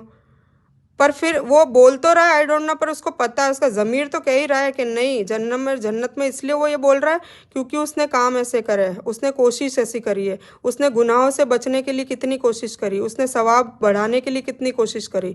सेम वो इसी से मैंने एग्जाम्पल देने का मतलब ही यही था, ठीक है। तो मेरे ख्याल से आप लोगों को समझ में आ गया होगा। तो अब हम वापस जाते हैं बैक टू पवेलियन। हम कहाँ से शुरू करा था हमने, कि ये हैं हम मुस्लिम, और अभी हम हैं नफ्से किस में, लवामा में, कंफ्यूजिंग में हम क्या कर रहे हैं क्या नहीं कर रहे हैं, सब अलग अलग कोशिश में लगे हुए हैं। ठीक है, अब हम आ गए हैं अल्हम्दुलिल्लाह। मैं सबको मुबारकबाद देती हूँ कि सब इसमें आने के लिए 100% आएंगे, तो ये सारा कुछ होएगा। उसमें आने के लिए तो ये ग्रुप में ऐड हुए हैं ना, तो हमारा पहला कदम है काई का, मोमिन बनने का। जैसे और इसी तरह अगर वो मान लो 36% से पास हुआ, तो वो इतना खुश होगा, इतना खुश होगा, इतना खुश होगा कि इतना तो जो 100% ला रहा है ना वो भी खुश नहीं होगा, क्योंकि उसको तो पता होगा ना। वो तो जैसे मैंने बताया था ना यहाँ पे कि वो तो ईमान वाला है, उसको यकीन वाला है, भरोसा है उसको किस पे, अपनी मेहनत पे। उसने मेहनत करी थी, उसने कोशिश करी थी, मेहनत करी थी, उसको तो पक्का पता था कि मैं तो पास ही होऊंगा, प्लस पास भी नहीं, मैं 100 में से इतने 95 इतने ले आऊँगा। मेरा बेटा है अल्हम्दुलिल्लाह, माशाल्लाह वबारक अल्लाह फ़ी, MBBS में उसका एडमिशन हुआ है। कुछ ज़्यादातर लोगों को पता है, पर फिर भी मैं एक एग्जांपल के लिए बता रही हूँ, याद आया इसलिए। तो उसका एक दोस्त है, स्वप्निल उसका नाम है। तो मेरे बेटे के जितने भी दोस्त हैं ना, उनको मतलब वो मेरे से कांटेक्ट में रहते हैं कुछ ना कुछ, मतलब किसी वजह से, मैं नहीं बता रही ज़्यादा। तो वो स्वप्निल है ना, उसका मैं इसलिए नाम ले रही हूँ कि मैं जब उससे पूछती हूँ ना कि बेटा तेरा, उसको सबको मोटिवेट करती रहती हूँ ना मैं, इसलिए वो फ़ोन करते हैं कि प्रे फॉर मी। तो मैं उसको कहती हूँ कि बेटा है ना तेरे को अच्छे लाने ये वो। तो इस बार उसका क्या पेपर, पिछली बार उसका पेपर सही नहीं हुआ, तो उसका सही नहीं मतलब अच्छे लाता है, 85 लाता है, पर पर उसको आईटी में जाना है ना, तो आईटी में अभी क्राइटेरिया क्या है, 95%, 99%, बहुत कंपटीशन हो गया। तो 85 लाके भी वो बेचारा रह गया। तो अब उसकी फिर से अभी एग्ज़ाम है मार्च में। तो मैंने उसको कहा, मार्च में नहीं, उसका रिजल्ट आ गया, सॉरी। तो मैंने उसको कहा कि स्वप्निल बेटा तेरे कितने मार्क्स आएंगे इस बार। तो उसने बोला कि आंटी मेरे 93 94 आ जाएंगे। तो मैंने कहा पक्का, कि हाँ डैम श्योर 100%। तो क्योंकि वो पेपर भी दे के आ गया ना, पेपर भी तो दिया है ना उसको, इतना तो देखो, हम मेहनत करी हमने, फिर हमने एग्ज़ाम देने गए, फिर हमने पेपर दिया, पेपर देने के बाद अंदाज़ा आ जाता है। इवन मेरा भी ऐसा होता था कि मैं जो सोचती थी ना कि 87 85 या 56 जो भी आएंगे वो आ जाते थे। तो इसी तरह उसने कहा कि 93, और अभी उसका रिजल्ट आया तो उसके हकीकत में 93% है। ठीक है, तो मेरा कहने का मतलब है कि अगर हम कोशिश करते हैं पढ़ाई के लिए या किसी के लिए, तो फिर उसके लिए क्या होता है कि हमें पता भी होता है, फिर हम पेपर भी दे चुके होते हैं। जैसे इसका पेपर तो गैब ही है ना, इसका कोई ज़ाहिरी तो नहीं है, बात ही नहीं है, तो इसका तो हमको नहीं समझ में आता।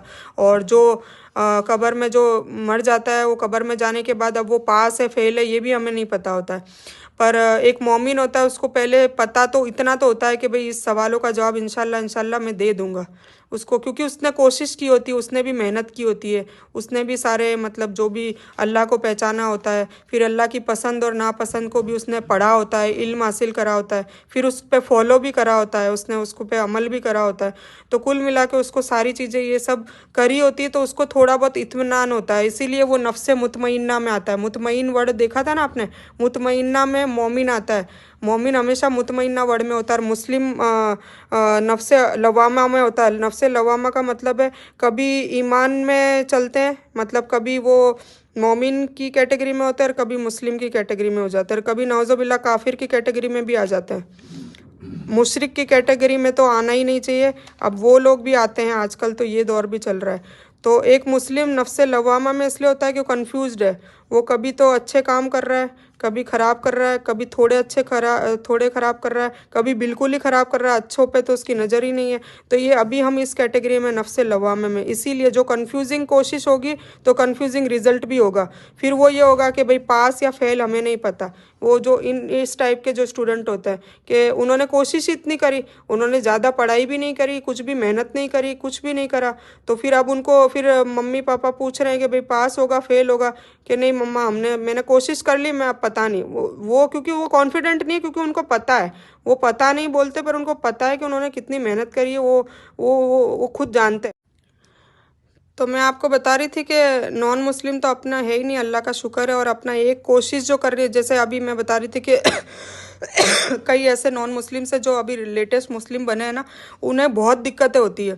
एक तो चारों तरफ से परेशानी होती है, एक तो फैमिली सपोर्ट नहीं करती, फैमिली इससे क्या कहते हैं, जायदाद से भी दखल कर देती है, और घर बार सबसे वो भी उनको, मतलब उनको बहुत झेलना पड़ता है। इसीलिए तो उनको कहते हैं कि वो जब मुस्लिम में आते हैं ना, तो वो 100% प्योर होके आते हैं, मतलब अल्लाह ताला उनको मुसीबत देता है तो सहूलियत भी दे रहा है। उनको ये मुसीबत है कि उनको दुनिया में परेशानियां झेलनी पड़ेगी, लोगों के ताने, फिर घर परिवार सब अलग हो जाएंगे, माँ बाप सब उनको छोड़ देंगे अकेला, फिर उसके बाद उनके पैसों के मसले आएंगे, पेट भरने का और ये सब, फिर उसके ये तो दिक्कत है ही माली, फिर उसको ये मुसलमान बनेगा तो फिर नमाज के लिए फिर ये सारा कुछ पढ़ो, याद करो। मतलब एक बच्चा जब हम पैदा होते, हम तो मुसलमान में पैदा हुए, तो हम क्या शुरू से हमारे माँ बाप कायदा वगैरह ये सब सिखाई देते हैं। मतलब हम स्कूल की पढ़ाई के साथ साथ ये हमारी जो कुरानिक और इस्लामिक स्टडीज़ है वो भी हम बचपन से सीखते आ रहे होते हैं, तो हमें इतनी परेशानियां नहीं होती, क्योंकि बचपन में दिमाग साफ सुथरा होता है ना। ज़्यादा दिमाग में मैंने जैसे लोब्स बताए थे, फालतू के इमोशंस और स्ट्रेस और गंदगी और सारी चीज़ें नहीं होती, तो याद भी बहुत होता है। तो बचपन में ये हिफ्ज़ इतना अच्छा होता है, क्योंकि वो सिर्फ वही चीज़ें जा रही होती है, दुनिया की पढ़ाई और ये इस्लामिक पढ़ाई, ठीक है। तो वो बचपन से होती है तो बहुत सही समझ में आता है। अब मान लो एक 40 साल का बंदा है, वो अब मुसलमान बना है नॉन मुस्लिम से। अब एक तो उसकी मेमोरी लॉस, उसको कई तो बीमारियाँ, उसको डायबिटीज़ भी हो सकता है, थायराइड ये वो, तो उससे भी उसको उसकी शरीर में कुव्वत नहीं, ताकत नहीं, वज़ू बनाना पड़ेगा, ये बनाना, फिर उसने उसको इतनी सबकी मतलब आदत भी नहीं कि सुबह जल्दी उठो, नमाज पढ़ो, ये सब की आदत भी नहीं। तो वो कितनी कशमकश, कितनी जद्दोजहद कर रहा है।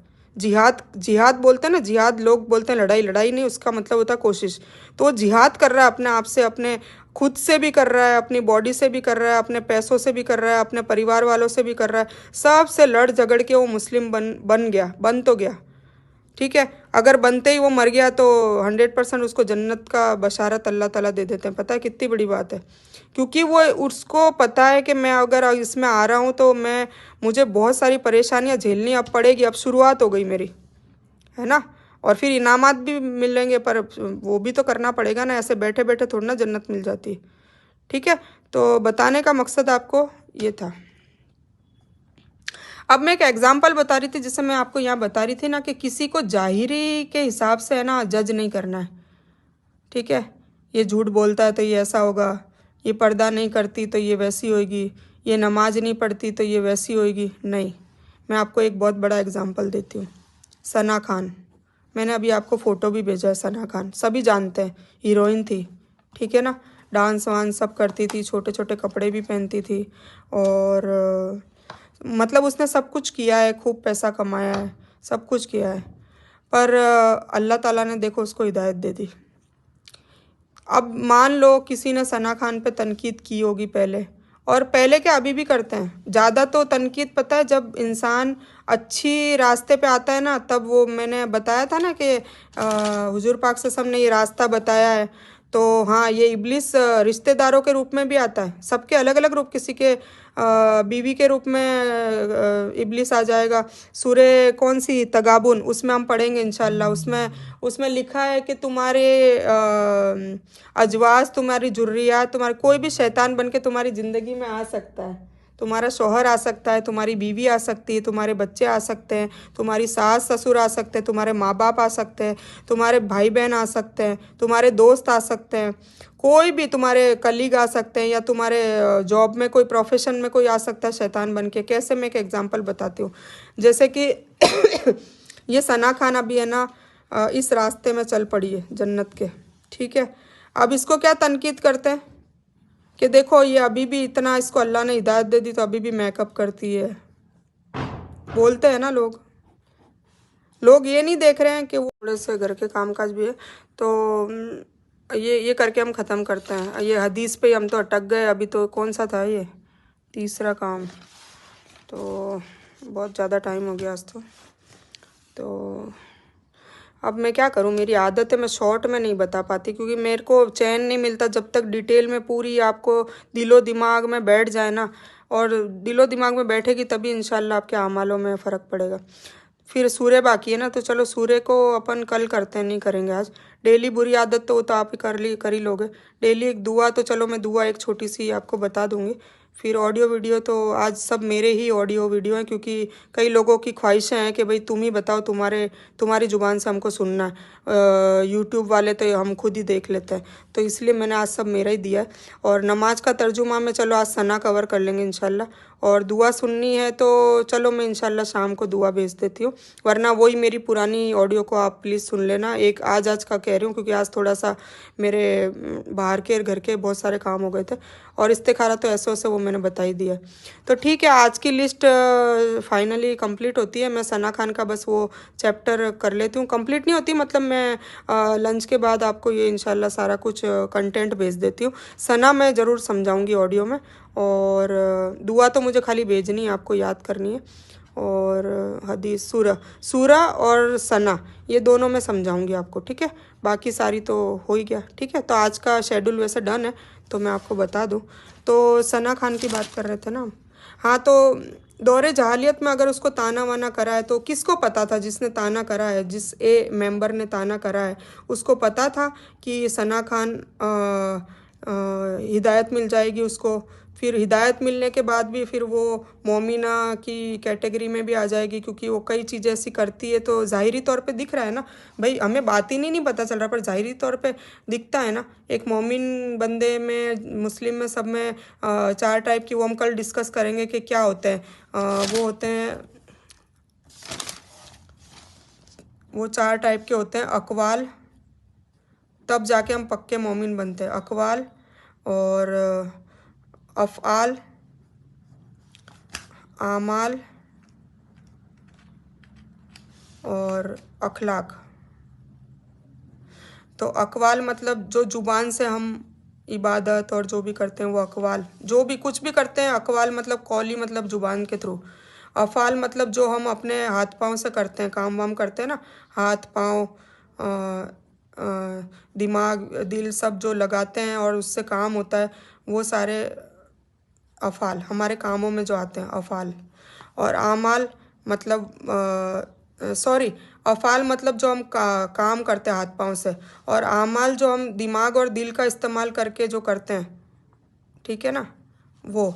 और अभी तक मैं भी नहीं आई, क्या पता अल्लाह ने क्या कुछ होंगे गुनाह कोताहियाँ जो अल्लाह नहीं ला रहा है। तो कुल मिला के बताने का मतलब है कि दावत भी दे रही है उसको, अल्लाह ताला ने इतनी नेमतें दे दी, कहाँ तक पहुँच गई। एक दाई को क्या क्या इनाम मिलेंगे, वो भी इसमें दाई भी आता है। ये जो मैंने इसीलिए लिखा है सारा, ताकि है ना ये मेरे को समझाने में भी समझ में आए। इसमें इस जो लिस्ट है ना, ये मोमिन, फिर दाई, दावत देने वाले, फिर बहुत शोहदा, इसमें भी बहुत अलग अलग, देखो लिस्ट तो बहुत बड़ी है ना, पर ये शॉर्ट में मैंने आपको समझा दी। तो सना खान की बात हो रही थी। तो फिर सना खान को जैसे मान लो पहले जब वो जहालियत में थी, और उसको हमने क्या करा, तनकीद। तनकीद का क्या मतलब होता है, ताने मारे, कैसी है, क्योंकि नाउज़ुबिल्लाह बोलना नहीं चाहिए, बोलते हैं ना कि हीरोइन है मतलब वेश्या से भी ख़राब है, बोलते हैं वेश्या से भी ख़राब है, मतलब वो अपना जिस्म दिखा रही है ना, वो अपनी बॉडी को दिखा के पैसा कमा रही है, अपना पेट भर रही है, बॉडी को दिखा के करती है ना, नखरे, नाफ नखरे सब दिखा के, बालों को सारा सब कुछ दिखा देती है वो, मतलब उनके, अब सारे लेडीज़ हो तो मैं बोल देती हूँ, उनके बूब्स भी दिख रहे होते हैं इवन, कितनी गलत बात है। उनका पहरवेश ऐसा होता है कि उनके, मतलब ये जो इस चीज़ों को तो गैर मुस्लिम हिंदू लेडीज़ ये वो सब भी परहेज करती है, जो हीरोइन के अलावा जो नॉर्मल होती है लेडीज़, वो सब भी परहेज करती है, इन सबको मतलब छुपाना चाहती है। इसका भी पर्दा हर कोई करता है। अपन तो खैर मुस्लिम है तो हम हर चीज़ का पर्दा करते हैं, और करने का हुक्म भी है, पर ये तो मतलब इतना इस हद तक थी, ठीक है। अब किसी ने मान लो तनकीद कर दी, अब किसी को पता था जिसने तनकीद करी कि वो जिसने करी है, मान लो कोई एक नॉर्मल लेडी है, नॉर्मल मुस्लिम है, जो नमाज नहीं पढ़ती पर है मुसलमान, और बस अपने घर का काम वाम कर लेती है, थोड़ी बहुत अस्कार कर लेती है, नमाज भी नहीं पढ़ती और ऐसी कई हदीसें हैं। एक वेश्या और एक मोमिना, मोमिना तो नहीं, मुस्लिम बोलेंगे, मोमिना ये हरकतें नहीं करते, ठीक है, मुस्लिम लेडी थी। तो उसने क्या करा कि वो है ना आमने सामने रहते थे। यहाँ पे तो वो मुस्लिम लेडी थी और यहाँ पे वो वेश्या रहती थी। ये भी ये है बहुत एग्जाम्पल है, हम आगे एग्जाम्पल के साथ ही सीखेंगे। और मैं लिख के इसलिए बता रही हूँ ताकि आपको आंखों से भी पता चले, कान से भी सुनो और दिमाग में भी बैठे, दिल में भी बैठे। तो ये जो लेडी थी ना, इनका आमने सामने घर था। तो ये क्या है, इसका क्या काम था कि ये 5 वक्त की नमाज भी पढ़ती थी। ये सुना है रिवायतों में, कहानियों में, पता नहीं किस में, मुझे नहीं पता, क्योंकि जब तक दलील के साथ नहीं होगा मैं नहीं बताऊंगी, ठीक है। तो पर सुना है, पर अच्छी बात है इसलिए मैं बता रही हूँ, इस समझने के लिए बहुत अच्छा एग्जाम्पल है, ठीक है। तो ये लेडी है ना, रोजाना इसको मन में, मुंह पे नहीं, मन में, इसलिए मन में भी नहीं सोचना चाहिए, ठीक है, पर हम तो मुंह से भी कई बार बोल देते हैं। मन में ये कहती थी कि यार, कि अल्लाह ने मुझे ऐसा पड़ोस क्यों दिया कि रोजाना इस वेश्या को देखना पड़ता है। इसके काम धंधे, लोग आते हैं, मतलब आदमी लोग आते हैं ना गलत गलत काम करने, फिर वो उसके पैसे लेती है, फिर जो भी है, सबको पता है वेश्या का क्या काम होता है। तो ये सारे हुए, और मेरे पास, मतलब मेरे पास इतने पैसे नहीं है कि मैं यहाँ से घर बदल लूँ, काश ऐसा हो तो मैं यहाँ से चली जाऊँ, ठीक है। रोजाना, रोज का इसका मामूल था ये सोचने का, बोलती नहीं थी, सोचती थी। और ये जो वेश्या है ना, ये रोजाना क्या सोचती थी, इसके लिए रोजाना दुआ देती थी कि क्या पता ये मुस्लिम थी या हिंदू, पता नहीं, कि ऊपर वाले ने, चलो अपन ऐसे कह देते, नहीं मुस्लिम ही होगी बेशक, इसको जन्नत मिली थी। तो सॉरी, बार बार खांसी आ रही है, अब क्या करें, अल्लाह की मर्जी है। तो ये वेश्या है ना, रोजाना इसके लिए क्या सोचती थी कि यार कितना अच्छा, कितना हसीन पड़ोस मिला है, रोजाना मैं इसकी शक्ल देखती हूँ। तो मेरे काम धंधे तो खैर मैं बदकार हूँ, गुनहगार हूँ, बहुत खराब काम मैं कर रही हूँ, बेशक अल्लाह को नाराज़ भी कर रही हूँ, पर मेरी मजबूरियाँ हैं, करने पड़ते हैं। पर है ना, एक काम अल्लाह ने बहुत अच्छा करा मेरे लिए कि मुझे ये नेक औरत के सामने पड़ोस अता कर दिया। तो ये अल्लाह हमेशा के लिए पड़ोस रखना, मैं इसका रोज़ चेहरा देखना चाहती हूँ। इसका चेहरा देख के मुझे तसल्ली हो जाती है कि मैंने कुछ ना कुछ तो नेकी करी है ना। तो वो ये कर रही है और ये कर रही है, समझ में आ गया। ये तनकीद कर रही है, ताना मार रही है अच्छी होने के बावजूद, जबकि अल्लाह ने इसको अच्छे अमालों पे रख रखा है। और ये इसके लिए दुआ कर रही है बुरी आदतों के होने के बावजूद, ठीक है। नियतों पे है ना, नियत का खेल आ गया, ये नियत पे है सारा, ठीक है ना। हमें जन्नत दोजक भी नियत पे मिलेगी। तो अब सना खान को किसी ने, मान लो उसकी जहालियत के दौर में कोई तनकीद कर दी कि कैसी,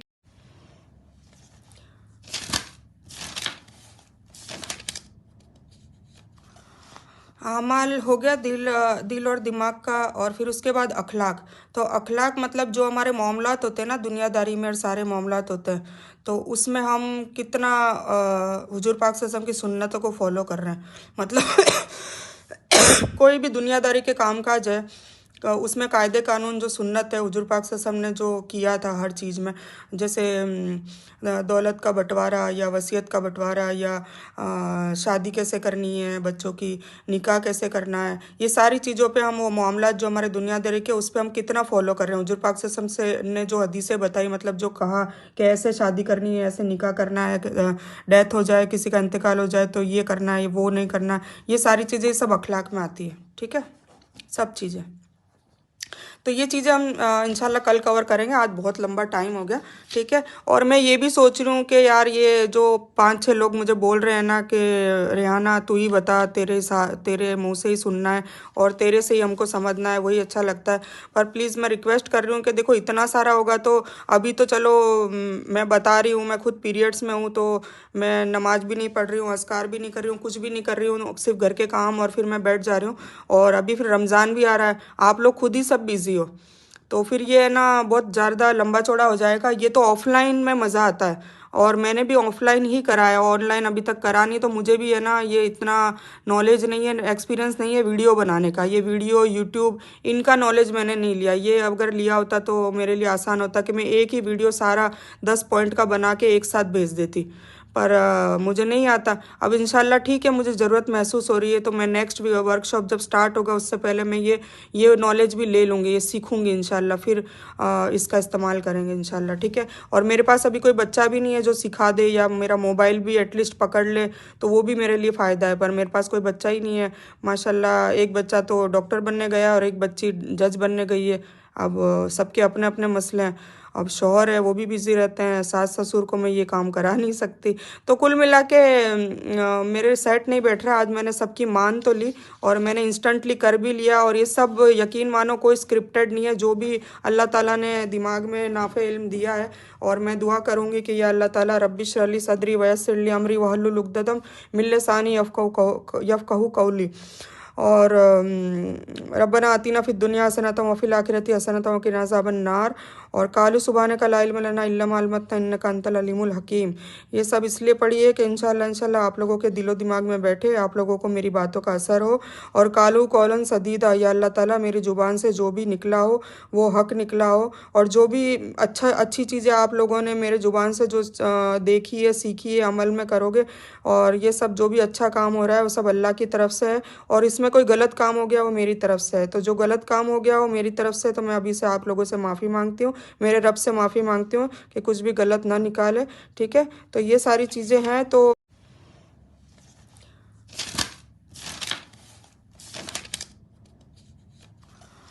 अमाल हो गया दिल और दिमाग का, और फिर उसके बाद अखलाक। तो अखलाक मतलब जो हमारे मामलात होते हैं ना दुनियादारी में, और सारे मामलात होते हैं, तो उसमें हम कितना हुजूर पाक सल्लल्लाहु अलैहि वसल्लम की सुन्नतों को फॉलो कर रहे हैं।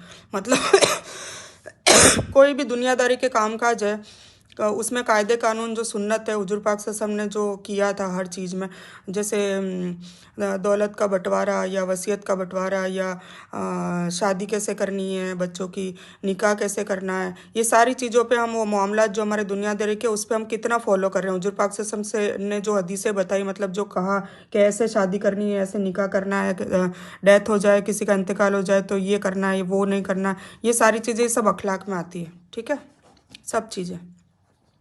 तो ये चीज़ें हम इंशाल्लाह कल कवर करेंगे, आज बहुत लंबा टाइम हो गया, ठीक है। और मैं ये भी सोच रही हूँ कि यार ये जो 5-6 लोग मुझे बोल रहे हैं ना कि रेहाना तू ही बता, तेरे मुंह से ही सुनना है और तेरे से ही हमको समझना है, वही अच्छा लगता है। पर प्लीज़ मैं रिक्वेस्ट कर रही हूँ कि देखो इतना सारा होगा तो अभी तो चलो मैं बता रही हूँ, मैं खुद पीरियड्स में हूँ, तो मैं नमाज भी नहीं पढ़ रही हूँ, अस्कार भी नहीं कर रही हूँ, कुछ भी नहीं कर रही हूँ, सिर्फ घर के काम, और फिर मैं बैठ जा रही हूँ।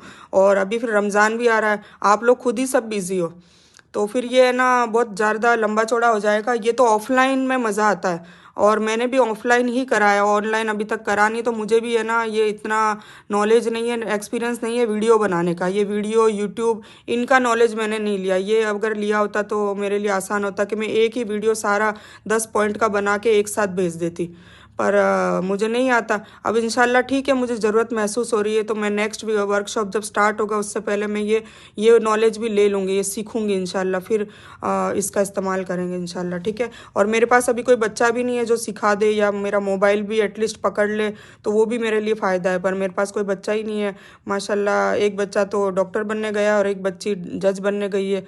अब सबके अपने अपने मसले हैं। अब शौहर है वो भी बिज़ी रहते हैं, सास ससुर को मैं ये काम करा नहीं सकती।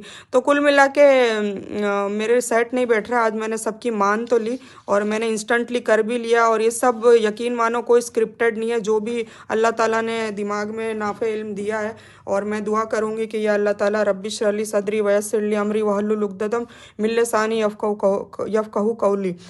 और रब्बना आतिना फिद दुनिया हसनतम व फिल आखिरति हसनतम व क़िना अज़ाबन नार। और कालू सुबहानका ला इल्म लना इल्ला मा अल्लमतना इन्नका अंतल अलीमुल हकीम। ये सब इसलिए पढ़ी है कि इंशाल्लाह आप लोगों के दिलो दिमाग में बैठे, आप लोगों को मेरी बातों का असर हो। और कालू कौलन सदीदा, या अल्लाह ताला मेरी ज़ुबान से जो भी निकला हो वो हक निकला हो। और जो भी अच्छी चीज़ें आप लोगों ने मेरे ज़ुबान से जो देखी है, सीखी है, अमल में करोगे। और ये सब जो भी अच्छा काम हो रहा है वो सब अल्लाह की तरफ से है, और इसमें कोई गलत काम हो गया वो मेरी तरफ से है। तो जो गलत काम हो गया वो मेरी तरफ से, तो मैं अभी से आप लोगों से माफ़ी मांगती हूँ, मेरे रब से माफ़ी मांगती हूँ कि कुछ भी गलत ना निकाले, ठीक है। तो ये सारी चीज़ें हैं, तो कि आपको समझ आ गया होगा, ठीक है। अभी भी हदीस पूरी नहीं हुई है, आधा तो चलो कुछ भी नहीं, पर अब बाकी की तो डिटेलिंग करनी है ना, वो हम इंशाल्लाह कल करेंगे। तो पाकी आधा ईमान है। कोई बात नहीं, हम धीरे धीरे चलेंगे पर मुकम्मल 100% करके चलेंगे, ठीक है ना। कोई जल्दबाजी नहीं है, कोई जल्दबाजी नहीं है, ठीक है। जल्दबाजी सिर्फ एक चीज़ में करो, दिल से, दिमाग से, रूह से, नफ्स से, शरीर से, सब से, मतलब सबको मिलाकर और सबके थ्रू अल्लाह से तौबा मांगो कि या अल्लाह जो भी जाने अनजाने में गुनाह हो गए, और अभी तौबा मंगवाने का अभी महीना आ गया है, तो कसरत से तौबा मांगो। बस अभी तो फ़िलहाल ये करो और ये इल्म लेते जाओ, ये इल्म लेते जाओ और धीरे धीरे इस पे अमल करते जाओ। जैसे पाकी में बयान करूँगी पहली हदीस, तो फिर पाकी में भी कैटेगरी कितनी है, तो हम कौन सी कैटेगरी में फिर उससे आगे बढ़ना है। जैसे हम पाकी में फिर वो अकल करेंगे, बहुत लंबा हो जाएगा, ठीक है। तो आज की हदीस कंप्लीट है। अब मेरा काम है, मेरा काम अब क्या बचा, डेली हदीस पाकी आधा ईमान है। याद हो गया होगा सबको, ये इधर लिख लेना आप लोग सब, ठीक है ना। मैंने तो ये एक बार बना लिया क्योंकि मेरा बनाने की अल्हम्दुलिल्लाह ज़रूरत नहीं, मैं खुद ही कर लेती हूँ ऐसे। तो ये सब चीज़ें अभी आपको तो स्टार्टिंग फेज से बनाना पड़ेगा, ठीक है ना। अब सूरह, तो मैं सूरह अस्र आपको ऑडियो भेज देती हूँ, ठीक है ना। और सूरह अस्र और दुआ की मैं आपको वो भेज देती हूँ, पिक फ़ोटो खींच के भेज देती हूँ। और नमाज के तर्जुमे में सना का तर्जुमा मैं ऑडियो भेजती हूँ। तो मैं 2 ऑडियो भेज रही हूँ और एक दुआ की स्क्रिप्ट, बाकी मेरा काम डन है। अब आपका काम बनता है, तो आज की डेट में रात होने से पहले आपको ये सारा कुछ देखना है, अमल करना है। और अगर आप चाहते हो कि इसकी आपको स्क्रीनशॉट चाहिए, क्योंकि मैंने तो देखो रफली लिखा है, मैंने कोई ना नोट्स बनाए नहीं कोई, क्योंकि मैं समझाना चाहती थी कुल मिला के आप लोगों को, तो मैंने रफली लिखा है। तो ये जो हदीस समझाने के लिए देखो तकरीबन तकरीबन कितने पेज हो गए। हमने यहाँ से स्टार्ट करी थी हदीस नंबर 1, ठीक है ना। ये हो गया, फिर ये हो गया, फिर ये है, ये है, फिर ये, फिर ये, और यहाँ तक है। और ये जो चीज़ है ये तो इंशाल्लाह कल डिस्कस करेंगे, तो ये तो मैं फिर से लिखूँगी। और मेन यही है, ये 4 काम अगर हमने कर लिए ना, चारों काम, ठीक है ना, अल्लाह के हिसाब से, तो हम मोमिन बन जाएंगे। और मोमिन के लिए जन्नत वाजिब है, मोमिन के लिए जन्नत वाजिब है। और मोमिन को और भी ज़्यादा फ़ायदे हैं, ये मैं बताना भूल गई आपको, मोमिन को क्या क्या फ़ायदे मिलते हैं। एक तो क्योंकि मोमिन कोशिश कर रहा है ना, मुस्लिम से मोमिन बनने के लिए उसकी कोशिश होगी तभी वो मोमिन बन पाएगा। तो जितनी कोशिश होगी उतना उसका ईमान होगा, ठीक है। पाकी प्लस आधा एक और अरकान और अहकाम होंगे जो हम कल डिस्कस करेंगे। कल नहीं, ये तो बहुत पूरा उसकी डिटेलिंग है, तो एक हो जाएगा तो ईमान हो गया। ईमान 100% तो मोमिन 100%। और फिर 100% जन्नत वाजिब है, मोमिन के लिए जन्नत वाजिब है, कुरान बार बार कहता है, ठीक है ना। तो मोमिन को ना खौफ होगा, ना डरने की ज़रूरत है अल्लाह से, ये बार बार अल्लाह कहता है कुरान में, वो हम पढ़ेंगे। तो ये हमें मोमिन बनना है, ठीक है, मुत्तकी बनना है। फिर उनकी 100% दुआ भी कबूल होती है, ठीक है ना, क्योंकि उनकी दुआओं में फ़र्क आ जाता है, वो भी हम पढ़ेंगे। फिर उनकी पर शर्त ये है कि दुआ अपने लिए होनी चाहिए और दूसरों के लिए भी होनी चाहिए, पर अच्छी होनी चाहिए, जैसी हम हमारे लिए मांग रहे वैसी दूसरों के लिए होनी चाहिए। और और किसी के लिए कोई बद्दुआ नहीं होनी चाहिए, ठीक है। और हर दुआ कबूल होती है, हम कहते हैं ना दुआ कबूल नहीं होती, हर दुआ कबूल होती है। अब जो लिस्ट में 1 से 10 है उसमें सूरह और सना है, तो हम फटाफट कवर करते हैं क्योंकि मुझे भी बहुत काम है, रमज़ान है, तो इंशाल्लाह कवर करते हैं। तो सूरह में आज ले लेती हूँ वल असर, ठीक है ना। जैसे कि मैंने कल बताया था कि 3 सूरह अल्लाह ताला ने अपने कुरान शरीफ में नाजिल की है, एक खुद के लिए, एक हुजूर पाक सल्लल्लाहु अलैहि वसल्लम के लिए, एक हमारे लिए। तो सबसे पहले अल्लाह के लिए जो कुल हु अल्लाह नाजिल की थी वो मैंने बयान कर दी। अब मैं वल असर स्टार्ट करती हूँ। नहमदुहु नसल्ली अला रसूलिल करीम, अम्मा बाद, वाउज़ु बिल्लाहि मिनश शैतानिर रजीम, बिस्मिल्लाहिर रहमानिर रहीम। रब्बिश रह ली सदरी वयस्सिर ली अमरी वहल्लुल उक़दतम मिन लिसानी यफ़क़हू क़ौली। वल अस्र, वल अस्र जो सूरह है, वैसे तो ये पूरे कुरान का निचोड़ है ना, पूरे कुरान का निचोड़ है। क्योंकि अल्लाह ताला ने जो कुरान में बयान करा है ना कि हमें क्या करना चाहिए क्या नहीं करना चाहिए, अगर कोई बंदा एटलीस्ट पूरा कुरान, वैसे तो कुरान समझना सबका फ़र्ज़ है, ये लाजिम है, वाजिब है, पर हम इसको फ़र्ज़ नहीं समझ के और इसको बस सिर्फ सवाब तक हमने कुरान में पाक को महदूद कर दिया है कि बस अब रमज़ान आ रहा है ना, 6 पढ़ेंगे, 7 पढ़ेंगे, 8 पढ़ेंगे, खूब कसरत से नमाज़ें पढ़ेंगे, तरावी पढ़ेंगे, सब कुछ करेंगे। पर अल्लाह का मकसद ये नहीं है। अल्लाह का मकसद ये नहीं है कि ठूंगे मारना, इबादत करना, मतलब नमाज में ठूंगे ही तो मार रहे हैं क्या? क्यों क्यों मार रहे हैं? क्योंकि ना तो खुशू खुशू आ रहा है, नमाज पढ़ रहे हैं, दिमाग में क्या है, दूध गिर जाएगा, कोई आवाज कर रहा है, कोई क्या तो एक तो दिल भी नहीं है हमारा नमाज में, फिर दिमाग भी नहीं है। क्यों दिमाग नहीं है? क्योंकि हमें उसका तर्जुमा नहीं पता। फिर हमारी नफ्स भी नमाज में काम नहीं कर रही। क्यों नहीं कर रही? क्योंकि हम उस पर अमल भी नहीं कर रहे, क्योंकि पता ही नहीं तो अमल क्या करेंगे? हमें एटलीस्ट ये तो पता होना चाहिए कि अमल क्या करना है, तो वो भी नहीं पता। फिर तीसरा ये कि हम अल्लाह ताला हमसे बातें करता है नमाज के वक्त, नमाज की तफसीर जब पढ़ेंगे तब बताऊंगी। तो अल्लाह ताला जब बातें कर रहा है और हमारा ध्यान कहीं और ही है ना। और कई बार तो फिजिकली भी नमाज हम बहुत बदतरीन पढ़ते हैं कि सर नीचे रखने को कहा जाता है, सर ऊपर होता है, तकब्बुर वाली पोजीशन। और आंखें भी इधर उधर घूम रही होती है। और नमाज हम पढ़ रहे होते हैं और पास वाले की क्या गलतियां हैं, हमें हम वो नोट आउट कर रहे होते हैं। तो ये सारी चीज़ें समझने की ज़रूरत है। तो ये हो गया नमाज का। इसी तरह कुरान है। कुरान हम रट्टाफिकेशन करते रहते हैं और फिर फ़ोन करके ईद मुबारक कहते हैं और फिर शेखियाँ झाड़ते हैं। तूने कितनी कुरान पढ़ी? मैंने 7 पढ़ी। तूने 2 ही पढ़ी? बस 2 ही पढ़ी, मैंने तो 7 पढ़ी। वो सवाब हो गया ज़ीरो। वो सवाब मिलता है पर वो नेकियां मिलती है, पर नेकियों का वजन भी तो बढ़ना चाहिए ना। नेकियां नेकियां रूई की तरह हो जाती है, आप पढ़ के ज़ाया भी कर देते हैं। एक तो है ना, मैं आपको एक चीज बताऊं पहले, वल असर से पहले, कि कोई भी आप इबादत कर रहे हैं ना, उसको जाहिर ना करें। जाहिर सिर्फ 2 कंडीशन में जाहिर भी करना पड़ता है। जैसे अभी मुझे जाहिर करना पड़ेगा, कई बार मैं अपनी स्टोरी बीच बीच में डालूंगी। वो इसलिए करना पड़ेगा कि आपका ईमान बढ़े, आपको भी करने का मजा आए कि अगर ये करा है तो ये मिलेगा, ये होगा। तो उसलिए वो स्टोरी बतानी इसलिए जरूरी बन जाती है। और उसमें भी वो बताने में भी अल्लाह ताला ने इतनी रुकावट देखो करी है कि दिल में नहीं आना चाहिए कि ये स्टोरी बता रही है, तो दिल में और दिमाग में ये हो कि देखो मेरी स्टोरी सुन के सामने वाला मेरी तारीफें करेगा और फिर मुझे उसका घमंड हो जाए, रियाकारी, दिखावा हो जाए। नहीं, नियत तो अल्लाह जानता है ना। तो साफ नियत से सिर्फ ये नियत होनी चाहिए कि या अल्लाह ताला तेरी रजा के लिए मैं ये स्टोरी सुना रही हूँ, क्योंकि वो स्टोरी सुन के सामने वाले को दिल दिमाग में बैठे और वो भी अमल करने की कोशिश करे, और वो भी करे कि कैसे कोशिश की जाए। तो वो स्टोरी इसलिए बताई जाती है। और एक इबादत इसलिए बताई जाती है कि मान लो जैसे मैं अब ये वर्कशॉप कर रही हूँ, तो जो मेरे स्टूडेंट होते हैं उनको मैं पूछती रहती हूँ बीच बीच में। पहली बार इंट्रोडक्शन होता है तो सबसे पहला सवाल मेरा यही होता है कि नमाज पढ़ते हो कि नहीं पढ़ते हो? तो फिर वो बताता है कि भाई मैं हाँ 5 वक्त की नमाज पढ़ती हूँ। कोई बोलता है 5 वक्त की तो नहीं होती, 2-3 वक्त की हो जाती है। कोई कहता है 5 वक्त की पढ़ते हैं पर कजा हो जाती है। कोई कहता है बिल्कुल नहीं पढ़ती हूँ। कोई कहता है तहज्जुद की भी पढ़ती हूँ और इशराक भी पढ़ती हूँ, मतलब सारी नमाजें पढ़ती हूँ और निफले भी पढ़ती हूँ। तो वो बताना जायज़ है, पर वो भी उसमें भी नियत ये होनी चाहिए कि सिर्फ पूछा है तो बताया जाए, यूं नहीं कि शेखी मारी जाए, है ना। तो पहले ये बता देती हूँ। अब वल असर स्टार्ट करते हैं फटाफट। वल असर, असर का टाइम तो सभी को पता है ना कि सूरज ढलने का टाइम होता है, वल असर, ठीक है। तो अल्लाह ताला कह रहा है, मैं शॉर्ट में बताऊंगी।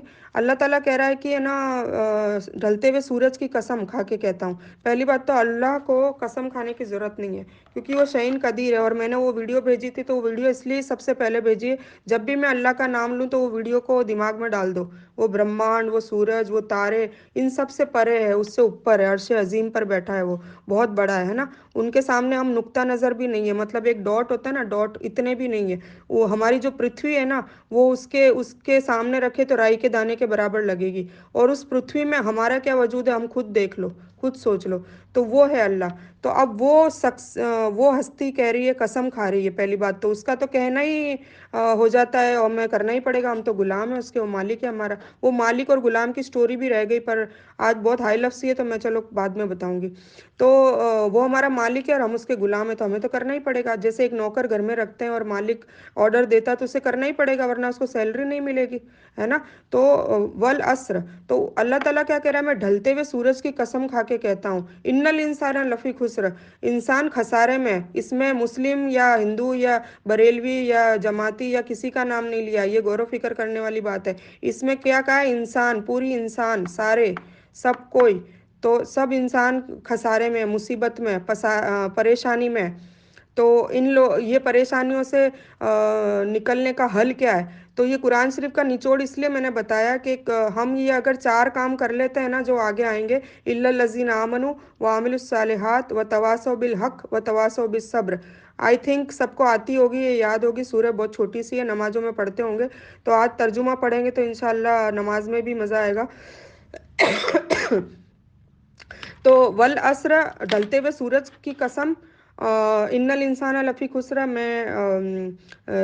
इन्नल इंसान लफ़ी खुसरा मतलब इंसान खसारे में है, परेशानी में है। तो उसका हल फिर बता दिया, इल्लल लज़ीना आमनु, ए लोगो, आमनु आ गया ना, ईमान, ईमान वालो, ए ईमान वालो, तुम क्या करो? इल्म हासिल करो, यकीन करो, मेरे पे यकीन करो और इल्म हासिल करो। यकीन करेंगे तो इल्म हासिल करेंगे ना।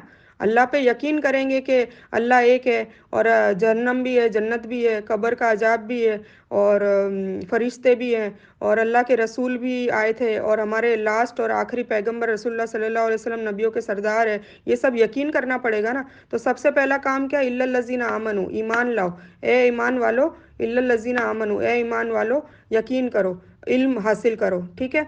अब इल्म हासिल करो तो किससे करो? कुरान पाक से करो, फिर उसके बाद हदीस लो, फिर सुन्नत पकड़ो। सिर्फ तीन चीज़ से इल्म हासिल करना है आखिरत पाने के लिए। और दुनिया का इल्म हासिल करने के लिए डॉक्टर बनेगा तो डॉक्टर की करेगा, टीचर बनेगा टीचर की करेगा। तो हमें तो जन्नत पानी है। हमारी नीयत क्या है? जन्नत पानी है। पर जन्नत पानी कैसे है? जहन्नम की अजाब के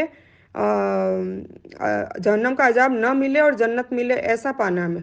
क्योंकि हर मुसलमान को वादा है, हर मुस्लिम को अल्लाह का वादा है कि जन्नत में तो जाएगा ही जाएगा, हर मुसलमान जाएगा।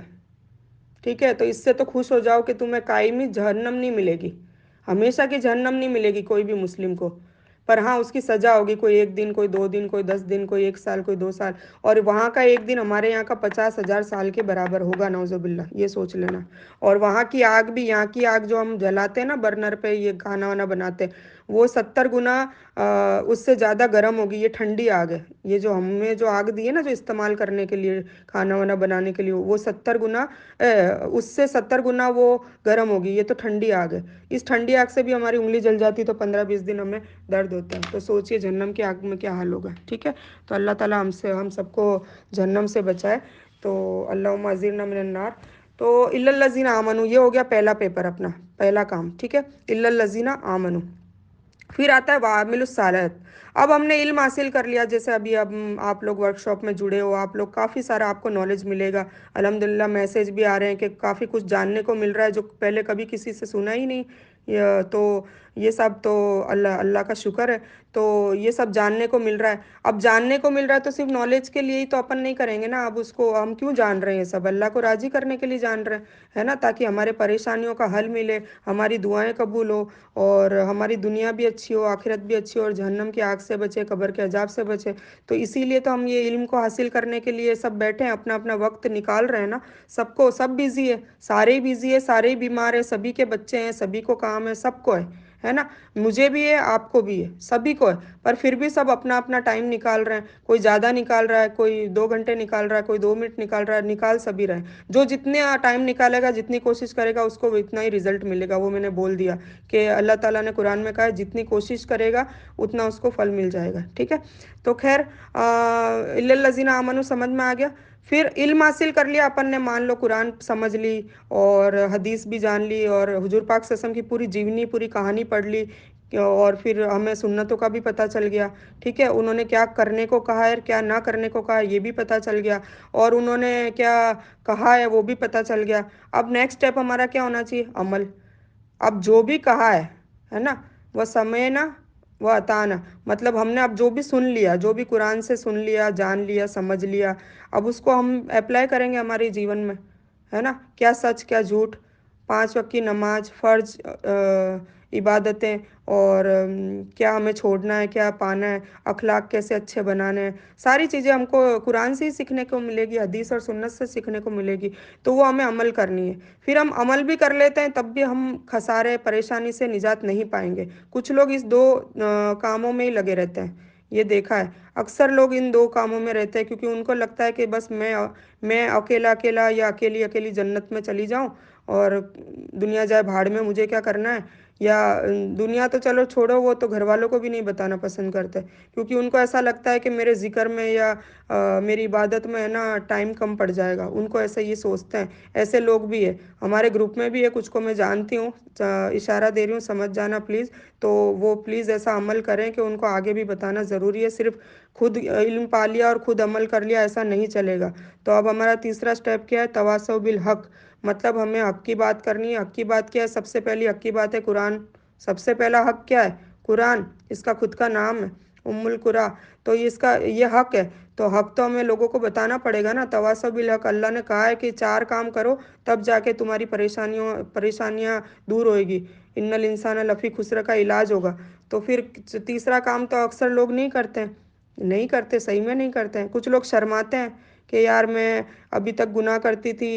जैसे मेरा ही एग्जांपल ले लो कि है ना, मैंने एक वक्त ऐसा था कि मैंने शादियों में स्टेज पे डांस भी किया हुआ है ना। तो प्लीज़ आप लोग गवाही ना बने मैदान हशर में, मैंने एग्जांपल देने के लिए बताया है।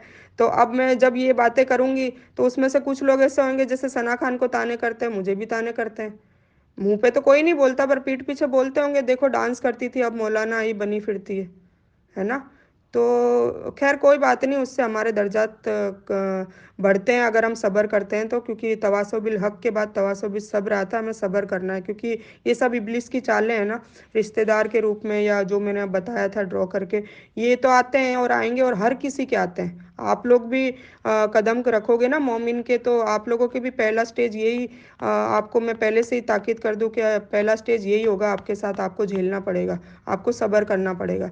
और आपको बोलना पड़ेगा डायरेक्ट कि या अल्लाह तेरे लिए मैं सब्र कर रही हूँ। वो बोल रहा है, मैं जवाब दे सकती थी पर मुझे नहीं देना, क्योंकि है ना, बस मैं तेरे तुझे राजी करना है ना अल्लाह, तुझे, क्योंकि तू तो देख रहा है ना। तो बस दैट्स इट, ठीक है। और वो सामने वाले की भी देखो तनकीद करने की जो आदत है बेचारे, उसको भी आप माफ़ कर दें हाथों हाथ, क्योंकि उसके बेचारे की गलती नहीं है, क्योंकि उसको भी इल्म नहीं है ना। उसको इल्म होता, वो अगर इस ग्रुप में होता है या ग्रुप में है या जो भी है, तो उसको, वो भी इस पे अमल करता है ना। तो अल्लाह सबको हिदायत दे, बस सबको हिदायत दे, हम सबको हिदायत दे, दुआ करा करो डेली, तौबा अस्तगफिरुल्लाह की तस्बीह, और सबको हिदायत की दुआ प्लीज़ आप सब सब लोग चालू कर दो, मामूल कर दो। तो हमें हक बात करनी है। अब हक बात में ऐसा है कि कुरान की सारी हक बातें हम करने लग जाएंगे तो हम हमारे मामलात में ऑटोमेटिक हक बात करने लग जाएंगे। जैसे मेरी माँ है और एक पड़ोसन है, उनमें लड़ाई हो गई। अब मुझे पता चल गया कि मेरी माँ की गलती है, तो मेरा मेरा क्या हक बनता है? मैं माँ को बोलूँ कि आप गलत हो। ऐसा नहीं कि माँ नाराज हो जाएगी तो वो पड़ोसन के साथ लड़ लो और उन माँ के साथ भी मिल जाओ। ये एक एग्जांपल बता रही हूँ। इसी तरह कई चीज़ें होती है कि जब हमें पता चल जाए, हमें सच बोलना है, बस सच बोलना है, क्योंकि हमारे दिल में गवारा देता है कि भाई जो सच है वो बोलना है, जुबान तक लाना है, ठीक है ना। क्योंकि ये जुबान ही जहन्नम में ले जाएगी ज़्यादा, और ये जुबान जन्नत में भी ले जाएगी अगर इसका सही इस्तेमाल करेंगे। तो तवासौ बिल हक समझ में आ गया। और फिर तवासौ बिस सब्र, तो फिर सब्र करना है, आपको दावत देनी है। अब जैसे हम दावत देते हैं तो 50 लोगों के साथ जाके दर्स देते हैं, जैसे कि दर्स दिया, उसमें से 50 लोग में से फिर नेक्स्ट टाइम 25 ही आएंगे या 30 ही आएंगे, बाकी के सब हट जाएंगे। तो आपको दुख होगा कि यार वो और सुनते तो उनको हिदायत मिल जाती, पर नहीं, आपको सब्र करना है, ठीक है ना। तो इसमें सब्र के लिए एक है कि यूनुस अलैहिस्सलाम की स्टोरी मैं बता देती हूँ, इसमें आपको समझ में आएगा कि सब्र का क्या मैं कहना चाह रही हूँ। आपको कोई तनकीद भी करेगा, कोई कुछ भी करेगा, या दूसरों के लिए भी आपको सब्र कैसे करना है कि यूनुस अलैहिस्सलाम मछली के पेट में चले गए थे, सबको पता है ना। अब मैं लंबी स्टोरी नहीं बता सकती क्योंकि मैं अभी बहुत बिजी हो रही हूँ, मेरे को काम है, जाना है। तो फिर मैं शॉर्ट स्टोरी बता रही हूँ कि यूनुस अलैहिस्सलाम का एग्जांपल इसलिए बोल रही हूँ कि ये चीज़ें हमारे लाइफ में होगी जब हम दावत का काम करेंगे इंशाल्लाह। दावत का मतलब इन द सेंस कि हम नेक काम किसी को भी कुछ छोटा सा भी बोल देंगे, वो भी दावत होती है। ऐसा नहीं होता है कि स्पेशली आपको इस्तीमा करना है, दर्ज करना है ना। आप ये जैसे मैं वर्कशॉप चला रही हूँ, आप ऐसे भी कर सकते हैं, या फिर आप छोटा मोटा, या फिर आप चलो कुछ भी नहीं कर सकते तो आप एटलीस्ट अपनी औलाद की तरबियत तो कर सकते हैं ना, औलाद और शोहर को तो सुधार सकते हैं ना, इतना तो कर सकते हैं ना। तो वो करिए, और जो भी मामला हो रहे हैं उसमें सच बोलना चालू कर दीजिए, ठीक है। और सब्र के लिए मैं यूनुस अलैहिस्सलाम की स्टोरी अभी दूसरी ऑडियो में डाल रही हूँ।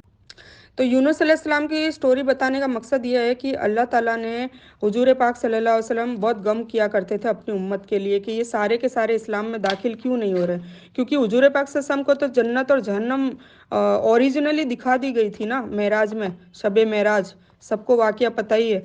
तो उन्होंने तो ओरिजिनली देख लिए। हमने तो हम तो मुसलमान हैं इसलिए हम खाली हमने देखा नहीं है पर हम ईमान लाते हैं। ईमान का मतलब ये ना कि हम यकीन करते हैं कि हाँ जन्नत है दोजक है। जैसे हिंदू नहीं बोलते मरने के बाद क्या होगा हमें क्या पता, देखा जाएगा, बोलते हैं ना बड़े बड़े बोल, क्योंकि उनको ये पता नहीं है, उनको नॉलेज भी नहीं है और ना उनको यकीन है ना। तो हमें तो यकीन है कि जन्नत है दोजक है, इसीलिए तो हम इतना सारा गुनाहों से बचते हैं। और हम अनाप शनाप गुनाह नहीं कर सकते क्योंकि हमें डर लगता है कब्र का भी अजाब होगा, ये भी डर लगता है, तो इसलिए हम बचते हैं। तो हुजूर पाक सल्लल्लाहु अलैहि वसल्लम का बहुत है ना, वो मायूस बहुत हो जाते थे, रोने लग जाते थे कि ये मतलब फिर उनके परिवार वाले भी तो थे ना, सगे चाचा। अबू जहल और अबू लहब कौन था, सगा चाचा था। अबू तालिब सगे चाचा थे। हमजा सगे चाचा थे। अब्बास रदिल्लाहु ताला अन्हु सगे चाचा थे।